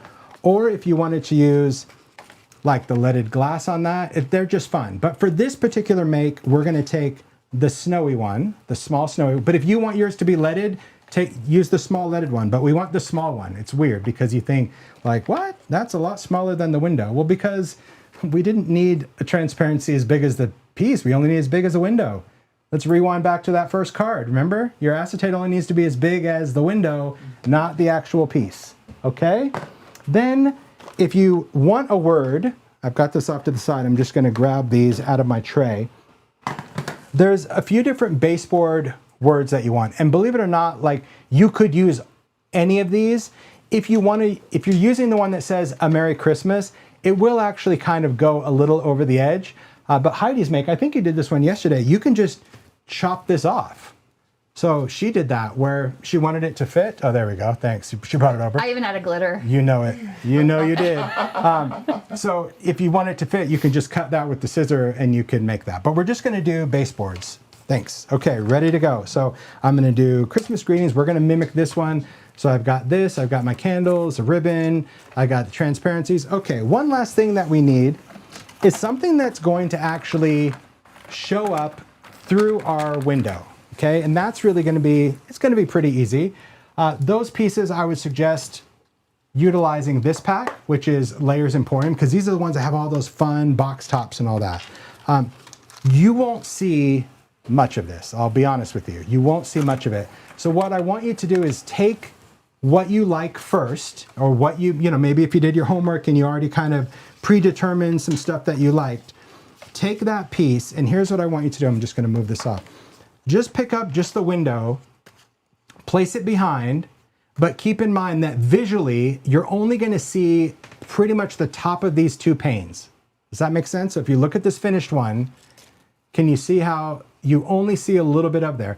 If you don't like the idea of a graphic, you could also use the sparkle, right? So if you want just sparkle in your window where it like looks outside and it looks all sparkly and snowy, you can use sparkle. There's no right or wrong, but I want you to know that the piece that you used, there you go. So Heidi's it's got like a little Christmas in the back. So whatever you choose, just know that it's going to be more for like a little visual and not a focal point. That's what I'm trying to say. All right. So for this one, gosh, which one did I use? I forgot. I got to see which one of them it is. Huh. Because I don't really care to use the same one. Oh, I use this one. So in my original make, this is actually the one. So see how it just showed that little bow and that little bit of holly? So that's the one I used on the original make. For this one, let's do something else. Maybe I'll use Santa. He'll be fun. Oh, hey. Oh, he fits through the window perfectly. There you go. Hey, St. Nick. There we go. Let's do it. Okay. So now that we've chosen all the stuff, because remember I told you in collage, like making the decisions first takes the stress out of it. Then you can just play and assemble. You don't like make decisions every step of the way. We're gonna start by making our wreath. Here we go. You ready? Take your pieces of pine. Take our pieces of pine and we're going to twist these together. So I'm just gonna hold this and you're just gonna kind of wrap this around. So see, I'm just taking this and all we're doing is we're twisting this so it makes kind of a fluffier wreath, I guess, if you will. So twist, twist, makes it easy. And you don't need to wrap it tight and you don't have to worry if the pieces are even at the end. You know, if you just took one and you like wrapped and wrapped, you can. Perfect. All right. We've got that. All right. So once we have this wrapped, we have this kind of twisted together, you're going to make a circle by just bringing it around. And this circle is going to be something that's going to sit on your frame. And this is totally up to you. You can make a small wreath. You can make it ginormous edge to edge. I want it to fit about there. So I do have these extra little tails. So all I'm going to do is kind of hover it over my frame and I'm just going to take these pieces and just wrap it around the bottom. And I'll show you what it's going to look like in just a second because that's totally important. I actually want the bottom of my wreath to be a little thicker. See how on the bottom where I wrap those pieces, it's much thicker than here? Because I'm really creating a ledge that's going to hold our drippy candles. Because see how the drippy candles come out? So no trimming, don't need to get your scissors and chop it. Like we actually want a section of your wreath to be a little thicker than that. I think that's going to be really important. I see in the chat, people are asking, are they going to be able to purchase this? Because we did source this stuff just for the class. Do you sell this? Or will you sell it? Can you sell it? Well, you're right. We did just source it for the class. We did, but we can check into it. It is cool because it's not a traditional, like, and when I say source it, it's because, you know, I did pine twine in Idea-ology, which was way thinner pine, but I wanted like something fluffy, like a wreath. So we did source this chunky pine. I don't know what it's used for. I wonder if it's used for like artificial trees to like cover up the center or something. I don't know, but whatever it is, it was pretty magical. And yeah, that's great if you get that. And you found it. Great. That'd be great. cool. Yeah, we'll I do love work on it. All right, so once you make Don't your burn wreath, yourself on the glue gun. I plugged it in. absolutely. Thanks. Once you make your wreath, this is a good time to fire up your glue gun. We don't need it right now, but this is a good time to just fire it up so it can get hot because we're gonna now prep our wreath, but that can warm up. But this is a good time just to get it fired up. So they did that for me. Do you have any more glue sticks? It's good. Oh, absolutely. I got bags of them. Okay. So, Sorry. so far, yeah. Hey, we're here. There we go. We're good. So everyone make their wreath okay? I think that's good. It's super simple. The only reason I did two is because I like that it's just fluffy and it just gives, I think, that pine that little swirly, twirly, festive, merriment, whirly look. Okay. That was a lot of words I connected together. Twirly. Merriment. Swirly, twirly, festive, merriment thing. It's just, look, I am a 5-year-old. I always like to know why. So even if I'm watching a class and I'm listening to the teacher and they're like, we're twisting this, it'd be like, why? Why don't we just use one? Or why did we have to twist it? Why didn't you just keep them together? That's why. Because I like the swirly, twirly, whirly. Okie doke. So on this wreath, we are going to snow it. Brace yourself. This is where snowflakes just gets going, okay? And what we want to do is we're going to use that brush. Now our brush still has some collage medium on it. It's okay. We don't need to clean this for the next, but after this, if you haven't been, I'll just kind of tell you a little tip. Off camera, we actually take our brush and we've wrapped it in a wet paper towel. So like when we're not using it, we just spray a paper towel and just keep our brush in something damp, and that's why you don't need to clean it. But if you've been putting it in a cup of water, no problem, okay? But if it already has some collage medium, you can still use it because we are switching to glossy accents. Why? Because we're using glittery stuff. So see, there's a reason. So here's what we're gonna do. This one is a process one, and I highly recommend following this process because the first time I did this make, I didn't like my process. I thought, oh, I've got an easy way to do it, and it actually turned out to be a hot mess, okay? So what I'm going to do is I'm gonna take some glossy accents, and again, squeeze a blob of it on your glass. I don't want it, my first thing is like, oh, I'll just dribble it right on there. No, You can, but it's gonna look like someone ran over it. So what I wanna do is I'm gonna take that brush again, I'm gonna get some glossy accents, and I'm just gonna start by like, just kind of painting it on. It's hard to describe, but if you can see like how I'm applying this, I'm just painting the pine in like different directions. You see that? And we're gonna do a section at a time. Maybe 1.5 inches, 2 inch, but this is a good opportunity to like fluff up some areas that are kind of flattened out, because however you have this glossy accent, it's gonna kind of freeze that pine in that direction. Then I'm going to take my snowflakes, I'm gonna hold it over the bucket. She's ready. There you go. Oh, thank you. Look at that. And you're just gonna dump your snow right onto it and then just tap off the excess. Don't smash it in there. That's what I did wrong, is I'm like, oh, I have it down. I'll just smash the wreath down in there. It looked smashed because can you see how dimensional and sparkly that is and how the mica lays in different ways? So pretty. That's what we're going for. So we just repeat.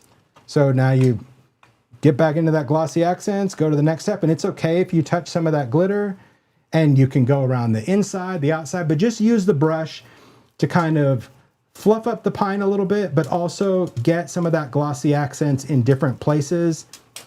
And then again, more of that snowflakes, and then just tap it. So that's really, I like how this is turning out. Isn't that pretty? And I just love how that mica, this is where you really appreciate it. Because, you know, other ones, when we're doing smaller elements, you may not appreciate that mica as much, but certainly on something like this, magic. But that's really why we're kind of using a glue brush. And I do love this kind of size brush for glue. It's just easy. If you happen to run out of snowflake because you've dumped it all, just fill the jar back up and do it again. If you need more glossy accents, squirt some more out. So that's really why we're doing it. Pretty easy. I know you already said pretty. this, Tim. Yeah, go the for it. snowflakes, glitter, and mica. Yes. They're only available right now in the kit. I saw some people asking. Absolutely. It will be available, what, in like a month or two, maybe from Ranger? It's the end, yeah, it's at the end of August. Well, like middle of August is when the launch is initially planned, but it's not confirmed yet. But yes, it should be sometime in August. So we just felt that because we were putting in the kit, it wasn't even going to be a product. But after we put it in the kit and I saw how it turned out, I'm like, dang, you're going to want more of this stuff. So, oh, yeah, shout out to Ranger. So it'll be released in a bigger jar next month. But right now, yeah, it was exclusive to the kit. But I mean, you can't really, you can try to replicate stuff. Like you could take glitter, you could take mica flakes if you have it.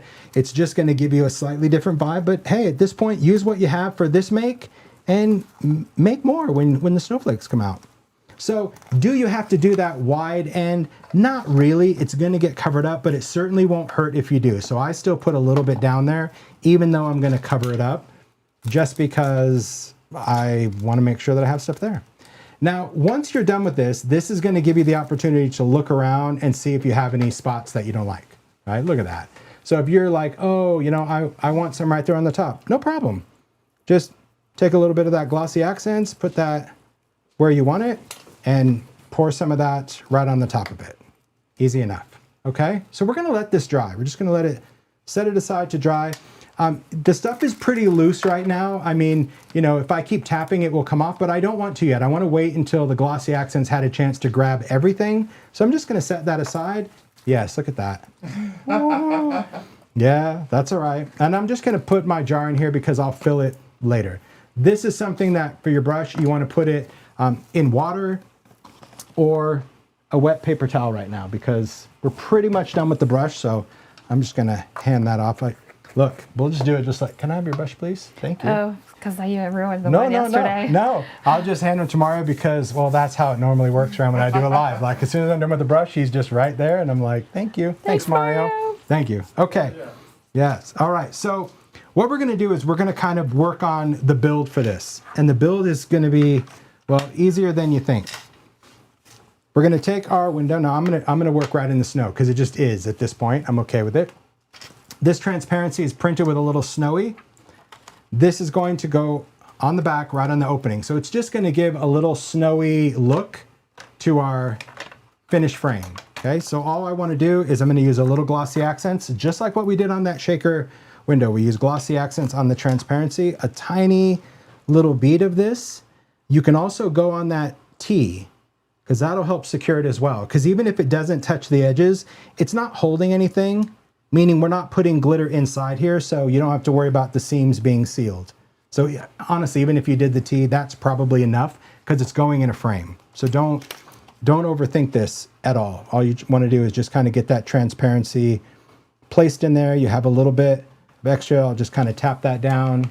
Is there a right or wrong side of the transparency? I mean, there is one side that's more matte than the other, but visually it's impossible to see. At least I can't tell. On the leaded windows, you can definitely tell because one side is black and one side is white. But on this one, because of the white, it's really hard for me to tell. And so I don't think it matters at the end, but great question. Okay, so once that's in, now we're gonna add our design. So there again, you need to kind of see where you want it to go, knowing that pretty much these are the windows you're gonna see. So it's like, okay, I think he's gonna be there. Then I flip it over. Oh, look at that. It happens to be right at the top. That's cool. So now I know when I go to glue it, I need to glue it up near the top. So that's all I'm gonna do. I'm just gonna take, you can use, for this, you can use glossy accents or collage medium. It doesn't really matter. But I'm just gonna take a little bit of adhesive. I'm just gonna scribble some just on the outside because this stuff really is tacky and the frame is gonna hold it all together. So see, I just put it just on the outside, a little bit, little scribbly.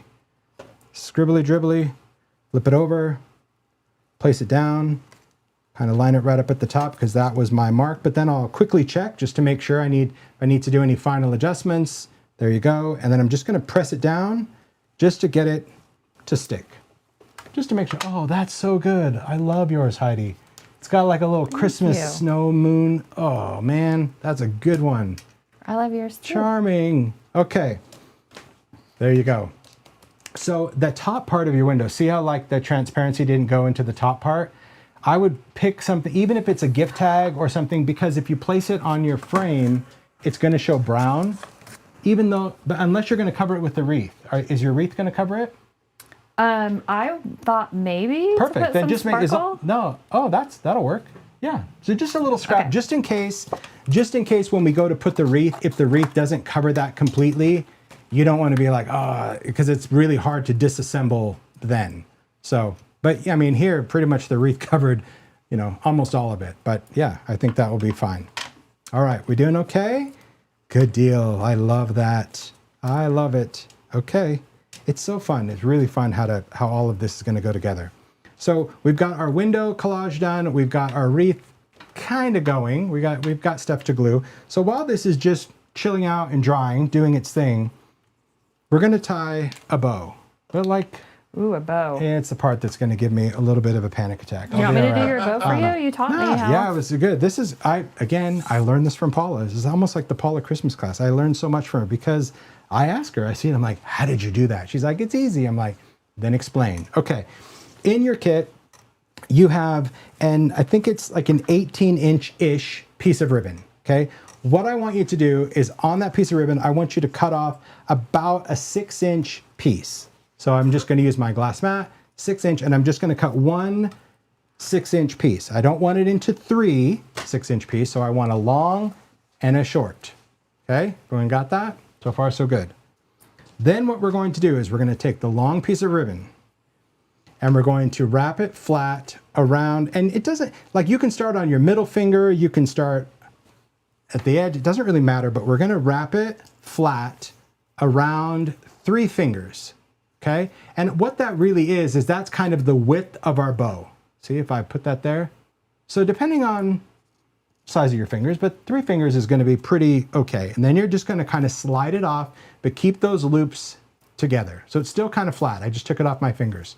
So far, so good. Now, some people are really good about kind of making things work. If this is a challenge, you could use your tiny clip or a clothespin to hold it all together for now, but here, I just don't, because I just think I'll just use it. Take that short piece, lay it down, take that little loop, place it in the middle. So we've got like flat on flat, see?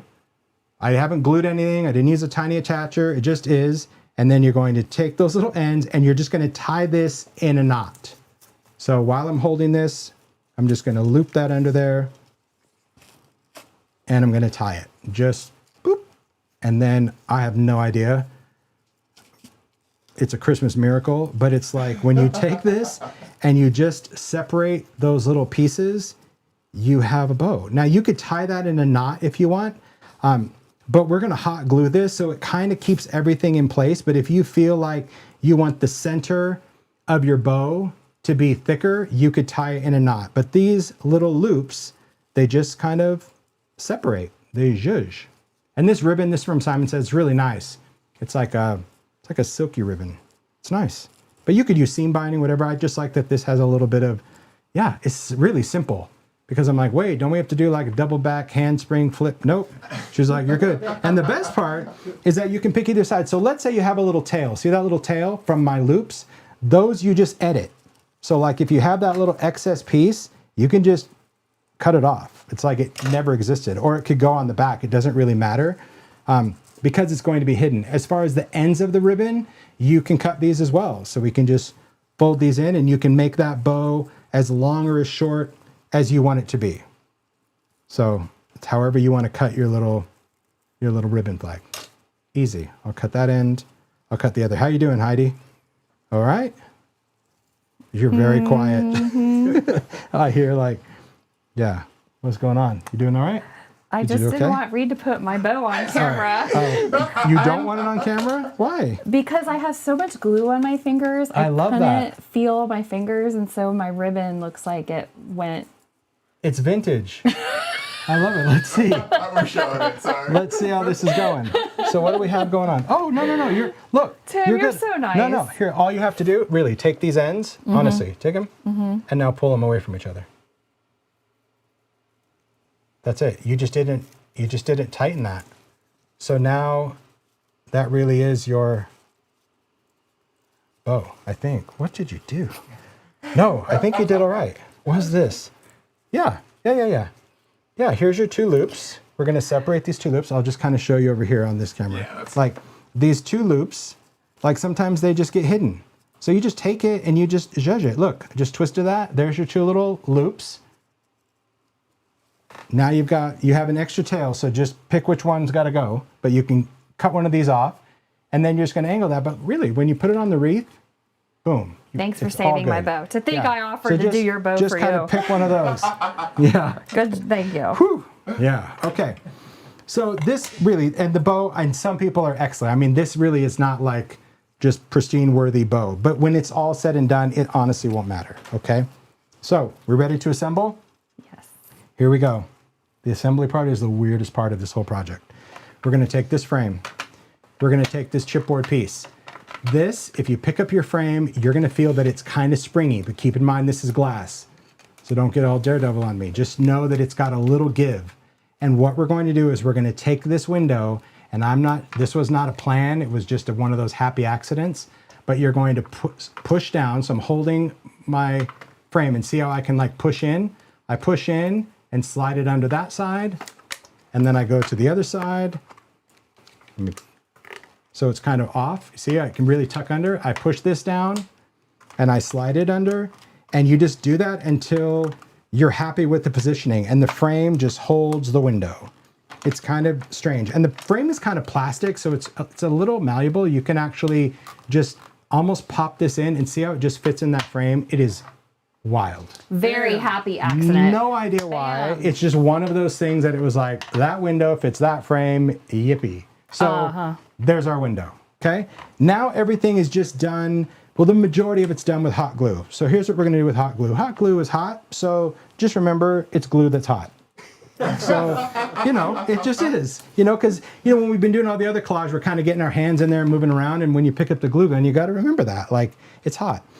I'm gonna glue this down. So I remember that I've got that wide area that I want near the bottom. So you can position where you want this to go. So if you want your wreath to go at the top, because maybe you want to put your bow up there, go for it. You do what you want to do, okay? But I'm going to kind of figure out it's going to go about there.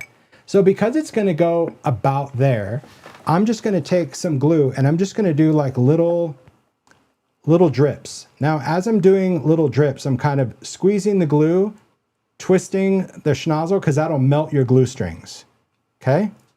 If you're not comfortable holding this because, you don't want to drop it on your hands, then you can have this face down on your craft sheet, but it's squirting the glue and using the nozzle to kind of melt the strings. And then I'll flip this over and I'm going to just secure it in place. And when I say secure, it just means like hold it. There we go. Ooh, I love those little sprouts. Can I see? Oh, look at that. That's awesome. I know, I do like that. I never see that because like when I do a live, like the phone is under my face. So I never, yeah. Isn't that weird? All right. So let me pass this glue to Heidi. But check this out. Like if you have one of these little silicone paws, that's what I use my Simon Says paw. It's perfect for glue. Thank you. There you have it. You good? Let's see. Just some blobulars and figure, but remember the heavy part of the wreath is what's going to go on the bottom because that's where we need to build all the candles. And if you're not comfortable gluing in your hand, just set that down on the glass and blob it, whatever you're comfortable with. Because everyone's different. You know, I've had, look, my Ben Franklin days, no, you're doing great. I'm just gluing it to the Yeah, frame. you're just gluing it to the frame. So you just kind of blobs a little bit here and everywhere. That's good. That's good. That's good. Does that good mean stop? That just means like it's dripping on the front and I don't want you to burn yourself. There you go. Yep, position it and then you can press down. There you have it. Perfect. I've had many hot glue gun accidents, my Ben Franklin years. You have had bad ones. Yeah, like even hospital ones with a glue gun. Oh yeah, I pay no attention. What happened? I'm a 5-year-old. On your hands? Yeah, I was gluing a terracotta pot, you know, like a clay pot. Yes. And so I was holding the pot and I was trying, have you ever like, you know, when you run out of a glue stick and you like put the new one in and I was like pushing with my body to get the glue stick in. I squeezed the trigger and the glue just like shot like a rocket, went up over the pot, literally down my fingers. And without hesitation, I just wiped it across my shirt and there went the top of my hand. There you go. So be careful. Yeah. PSA. Yeah. Be careful. Safety Okay. first. I'm glad you're okay Safety now. first. Yeah, listen, now I just respect the glue. Okay, so now we're just gonna build this. This is an easy build. This is all decoration. So we've got drippy candles. These are idea-ology drippy candles, super fun. We've got these little silver metallic balls. These are gonna be your ornaments. Now your drippy candles, these actually have little wired wicks. If you don't like the length of them, because maybe you think they look like firecrackers for this, you can cut them and then just touch the tip of it and that wick will fray all over again because it's really a wick. I mean, they're not meant to light, but we actually use real wired wicks on these candles. These candles were inspired by Tammy B, who's a maker, and she made these out of paper and hot glue one year. And I'm like, that is the coolest thing I've ever seen. And then I'm like, could we make this into a product? And she generously said, yeah, go for it. They're fun. So thanks, Tammy. All right, we're gonna take our candles and what we're gonna do, so we're gonna share this glue gun, Heidi. I'll keep it in the middle. Is that cool? Is that kind of a safe space? Okay. So what we're gonna do is we're really gonna anchor it into here. So here's how I wanna position these. I wanna do a pretty good blob of glue. You see that? Kind of sits there as a blob. Then I'm gonna take the large drippy candle and I'm gonna place it into the wreath kind of on the side of that red, okay? And I wanna press it down so it makes contact. So I'm just gonna hold it. So like I'm pressing up from the bottom, just kind of holding it there for a second. I don't really glue it to the back. See, these are kind of loose back there.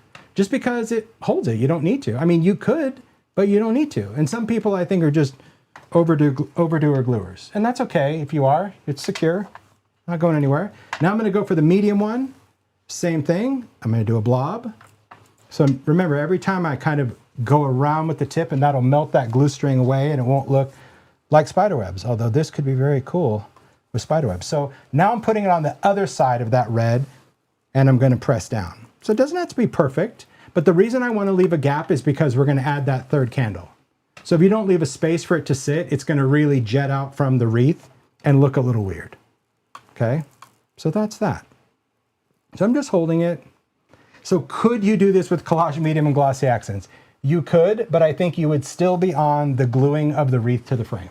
Yeah, that would take longer. That is why there's different adhesives and tools for everything we're doing, okay? Last little candle, little blob, again, squeeze, little swirly dismount, and put that last little candle right in front, pushing down. So even though this is here, it's gonna get covered up by the bow. It's all mechanics. See, that's it. Simple enough. And hot glue also stays pretty dimensional, which I think is super fun. Then we're gonna take our fancy schmancy bow. We're gonna glue that as well. This is, see, when you kind of make like this where you do all the prep work, see how the build just like boom, boom, boom, it goes right before your eyes because it's just done. Blob of hot glue on the wreath because this is too flouncy. if I was trying to put hot glue on this thing could turn on my finger in a second. So that's the most stable area. So I put glue right on the wreath, and then I'm just going to press the center of my bow into that glue. This way I can still zhuzh these and do whatever I need to do with that. Look at the Santa peeking out your window. Oh, look at him. Hey. That's cool. He's busy. Okay, now we get to add these little ornaments. And these ornaments are great. They're just like these little metallic, oh my gosh, mine have rolled all over the table. Okay, I found, well, I have some. I found 3. I told you they're losables. Oh, there, thanks, Heidi. Don't burn yourself. Did you on the zing hot glue. yourself? I'm Zippity okay, doo. but all right. watch yourself. Oh man, there we go. Let's get that out of the way. Okay, here we have it. They do like to roll, these little baubles. Here's what I'm gonna do. I'm just gonna use a flip over my distress pad. Now it's got a little, there we have it. Okay, so what we wanna do for these is, I like the idea of clustering them. It's your make, do what you want. If you wanna just kind of go random buckshot, go for it. But all I'm gonna do is kind of group them together, and I'm gonna look at the wreath and just decide, like, maybe there's a little flat spot that I don't like, or maybe there's a little area I wanna tuck in. There's no measuring on this, but how I do it is I just kind of put some glue, just kind of, I'll just say a drop size, like a drip, okay? Because after I drip the glue, I'm gonna take both of these baubles and I'm gonna stick one of those in, they're a little metallic, and I'm gonna stick the other one next to it, and I'm gonna kind of, I'll get my hands out of the way, I'm just gonna kind of squish them down together. So you see, if you feel more comfortable gluing one at a time, go for it. Totally fine, completely up to you. But that's just how I put the baubles on. So I like that. I know when Heidi and I were doing this, she's like, we should have put so many more in the kit. But there again, this is something that we had to source, and we honestly got all we could at the time. Like, we barely had enough just for the kits. So, but I mean, because imagine like a whole wreath of these. But hey, maybe you can add that to your wish list like the pine, Heidi, if you can source some of these. I would certainly like more. I love them. I like that idea. They're metallic fun. So there again, I start with the big one just to kind of grab most of the glue. And then I can see the glue is oozing out. You know, you might not be able to, but if you're making this, you'll see. But then you want to push these down. The reason I want to push them down is I want it to look like the ornaments are, you know, in the wreath, not hanging over the edge. So pressing down into hot glue and just wait for a moment.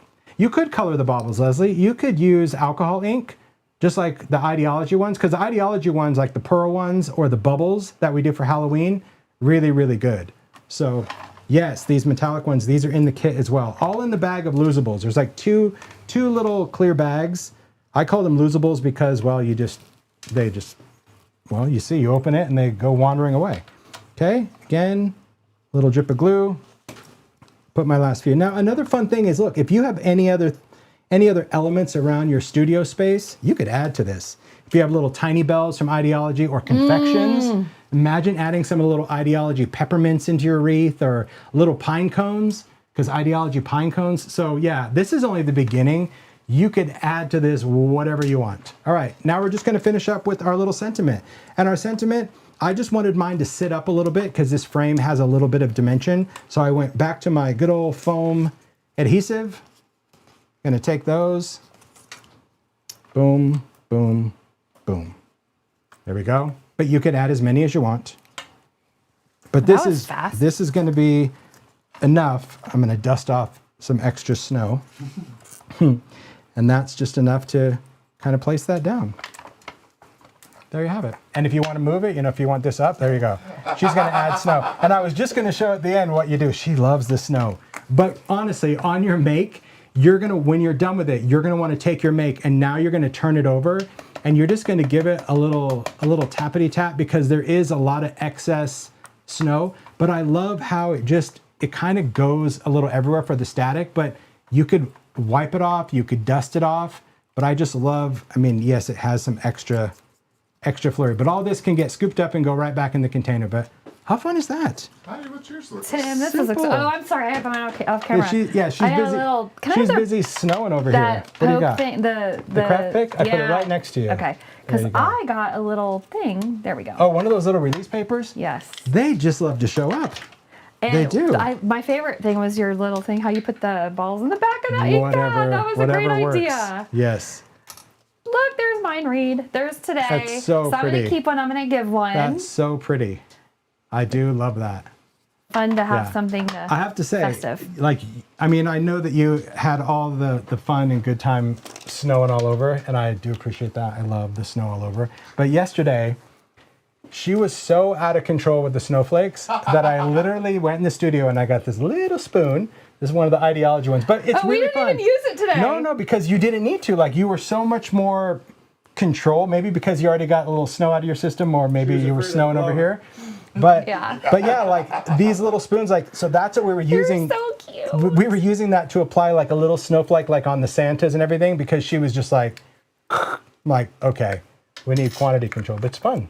Yes. It's good fun. That was fun. Can you believe that? Tim, I can't believe we're finished. Look at like, all of it's our so makes. sad. It was a good make. Yes, but it's fun, and so- hopefully you learned a bunch of stuff. I got to Yes. bring out all the makes and just show on the glass. Like, Oh, good idea. look, we got our frame makes. We have our collage tags. I mean, look at I got a huge head start for the holidays. Of course, this one that's got my C's gift card in it. Yeah. Which makes the But holidays yeah, even I mean, more I just fun. think it's fun, and I hope that you guys that crafted along or played really, really understand that collage is nothing to be afraid of. It's just something that you have to immerse yourself in it and allow yourself to enjoy it. That's it. And I know some people absolutely love it and have been doing it for a long time, and some people are very new to it. But if you allow yourself to enjoy the process of it, it is very rewarding, because what you end up with is something so unique every time, even though it's repetition, you know? So you feel like, wow, you know, I'm doing this, but my gosh, it's so cool. Look at all that stuff. It's so fun.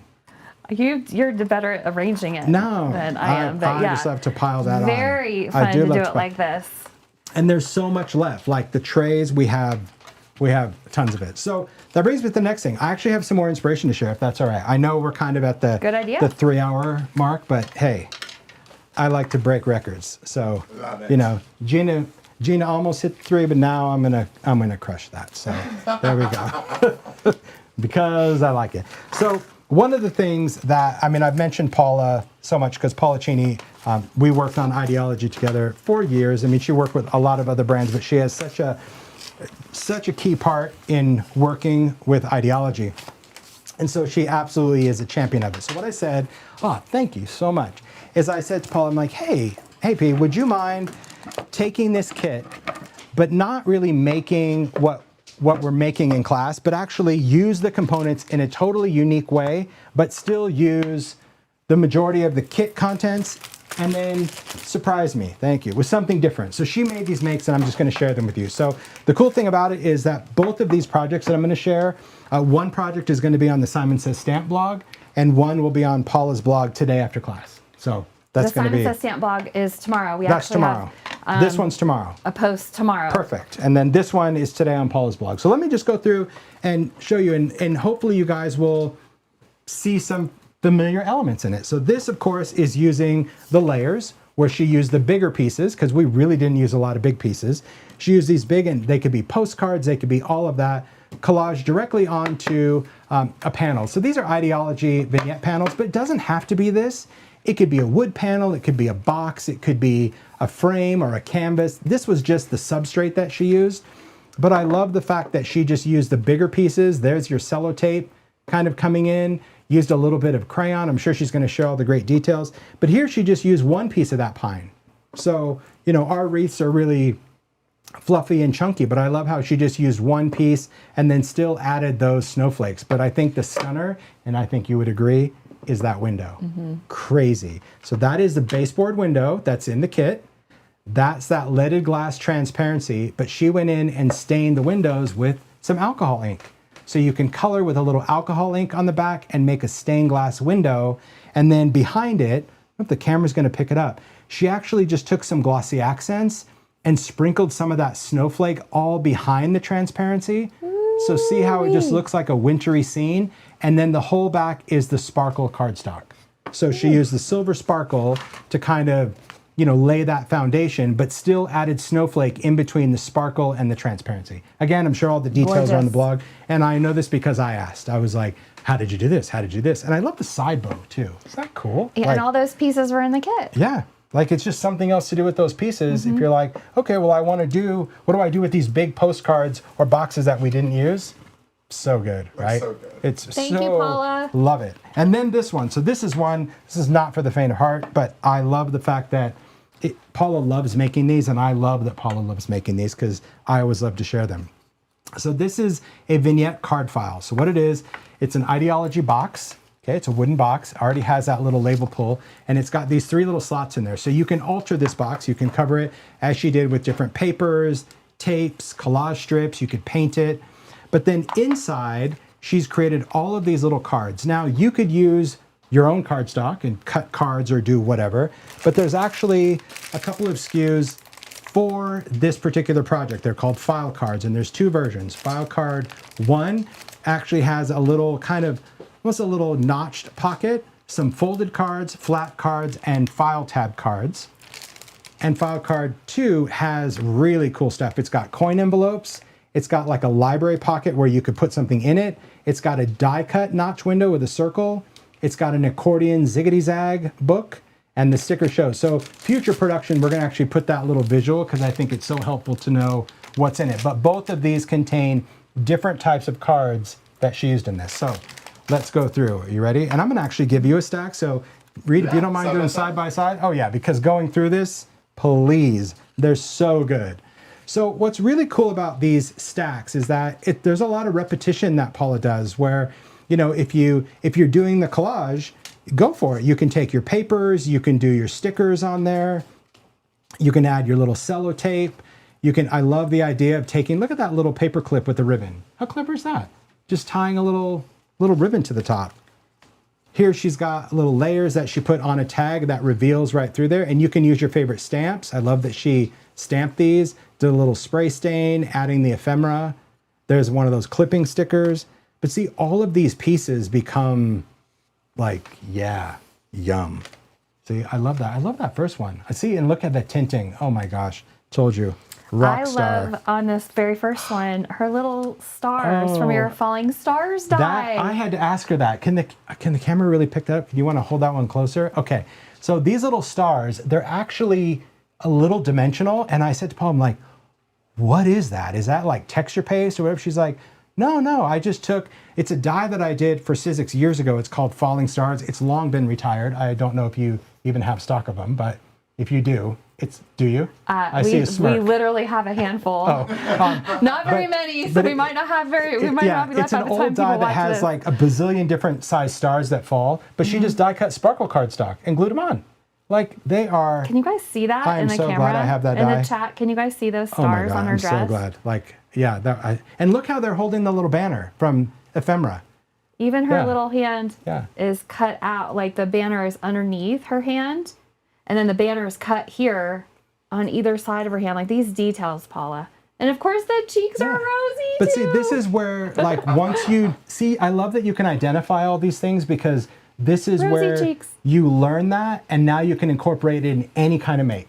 It doesn't have to be that card. Stars. Yeah, I love it. It's so much fun. Like even these little folded cards, like look at that little, how she just used the layers and the tape just in one of the cards. Or the tags, these are the tags in the kit. I love how she just took that, cut it, and then she used that die. So that was really clever, where she actually, you know, instead of having a long tag, she just cut the tag, but then moved the die up here on the top for the slots. And I love how she did it through some pattern paper. Oh my gosh. Oh yeah, more stars. See, that is so good. I'm so doing that this year. I love that everything just has like little, like, oh my gosh, half of a wreath. See? Now you can make two tags out of that one piece. That's very clever. And this is what I was saying about the little accordion. Like that little book is already part of it. So you don't have to cut and score, you already get it. And see, those are the portraits. I love how she used the greenery. So cool.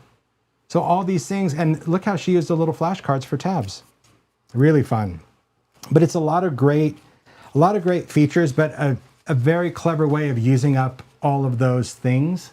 But the thing about using it is you're gonna want more. That's right. Isn't that the thing? Yeah, that's true. I'll give you these two, Tim. Thank you. And then tomorrow, Paula is going to be on our blog at, I don't remember if she's at 10. She's at 10 a.m. Eastern time. Cool. At 8 a.m. Eastern time, we have a video on YouTube and another artist who we sent this kit to and made even more examples, Tim. So this kit goes so far. And then at midnight, we have, I think it's Sherry Carroll on our blog and YouTube channel. All tomorrow. All tomorrow. More inspiration. We want people to get all kinds of inspiration. There's so many things that people could have done with these kits. And I believe there's a post of what we just did with photos like up close of all the makes. Is that on your blog today, tomorrow? So Stephanie is posting that, I think, as soon as we wrap this up today. Perfect. It will be on our SimonsandStampBlog.com. That's great. And I'll post on social as well, just so they can see, close-ups of the makes. So many it was ideas. Good fun. It was good fun. Hope you guys had fun. Did you have fun? I had a lot of fun, and I'm looking at the chat, and it happened in the beginning of the class, and it happened at the end of class.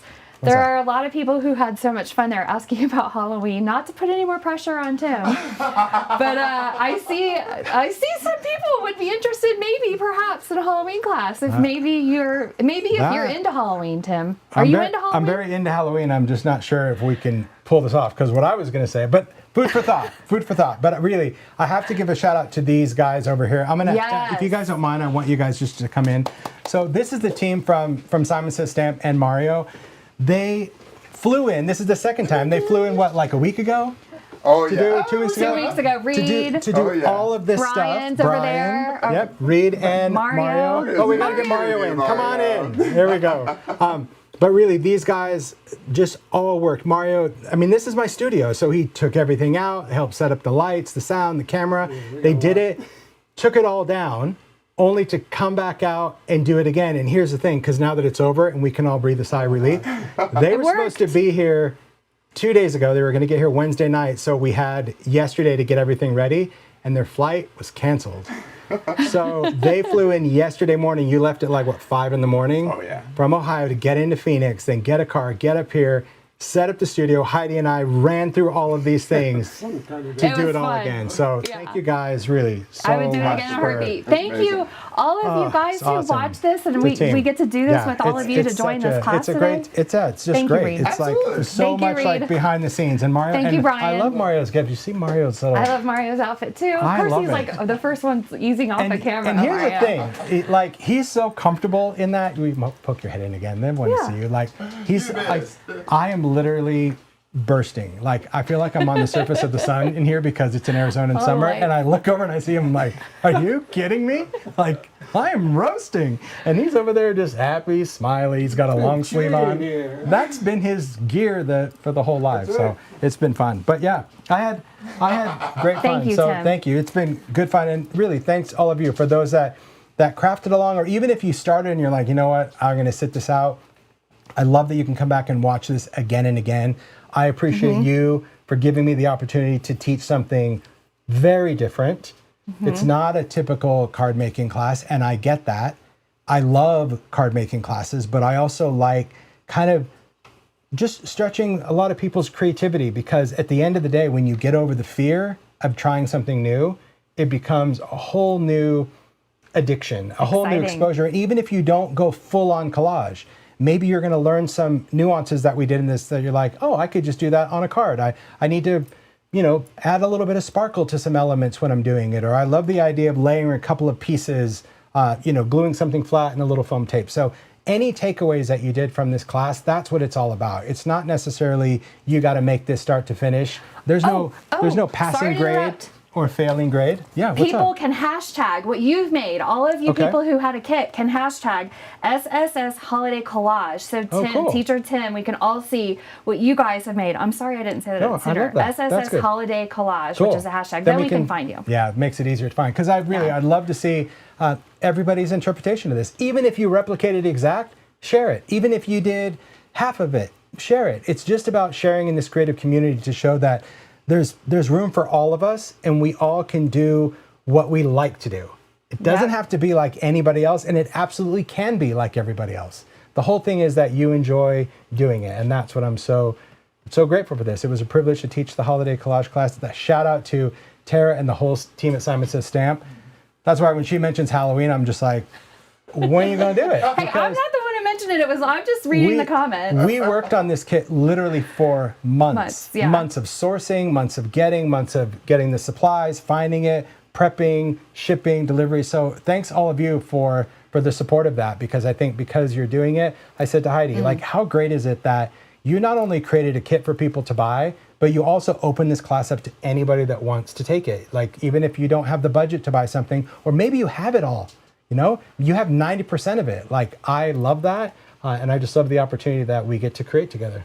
I love the Did you hear opportunity that to little create name together plug right too. there? Create together, I love it. We do have a little surprise for all of you who purchased a kit, so make sure that you are subscribed to our email and that you check your inbox and you check your spam, because after class sometime this weekend, Stephanie is going to be emailing everybody a special, if you purchased a kit, you're going to get a little special surprise in your inbox. So just a special thank you from us to all of you, because we couldn't do this without you, and of course we couldn't do it without you too. It was Tim. great fun. I mean, Takes a team. Super fun. Thank you.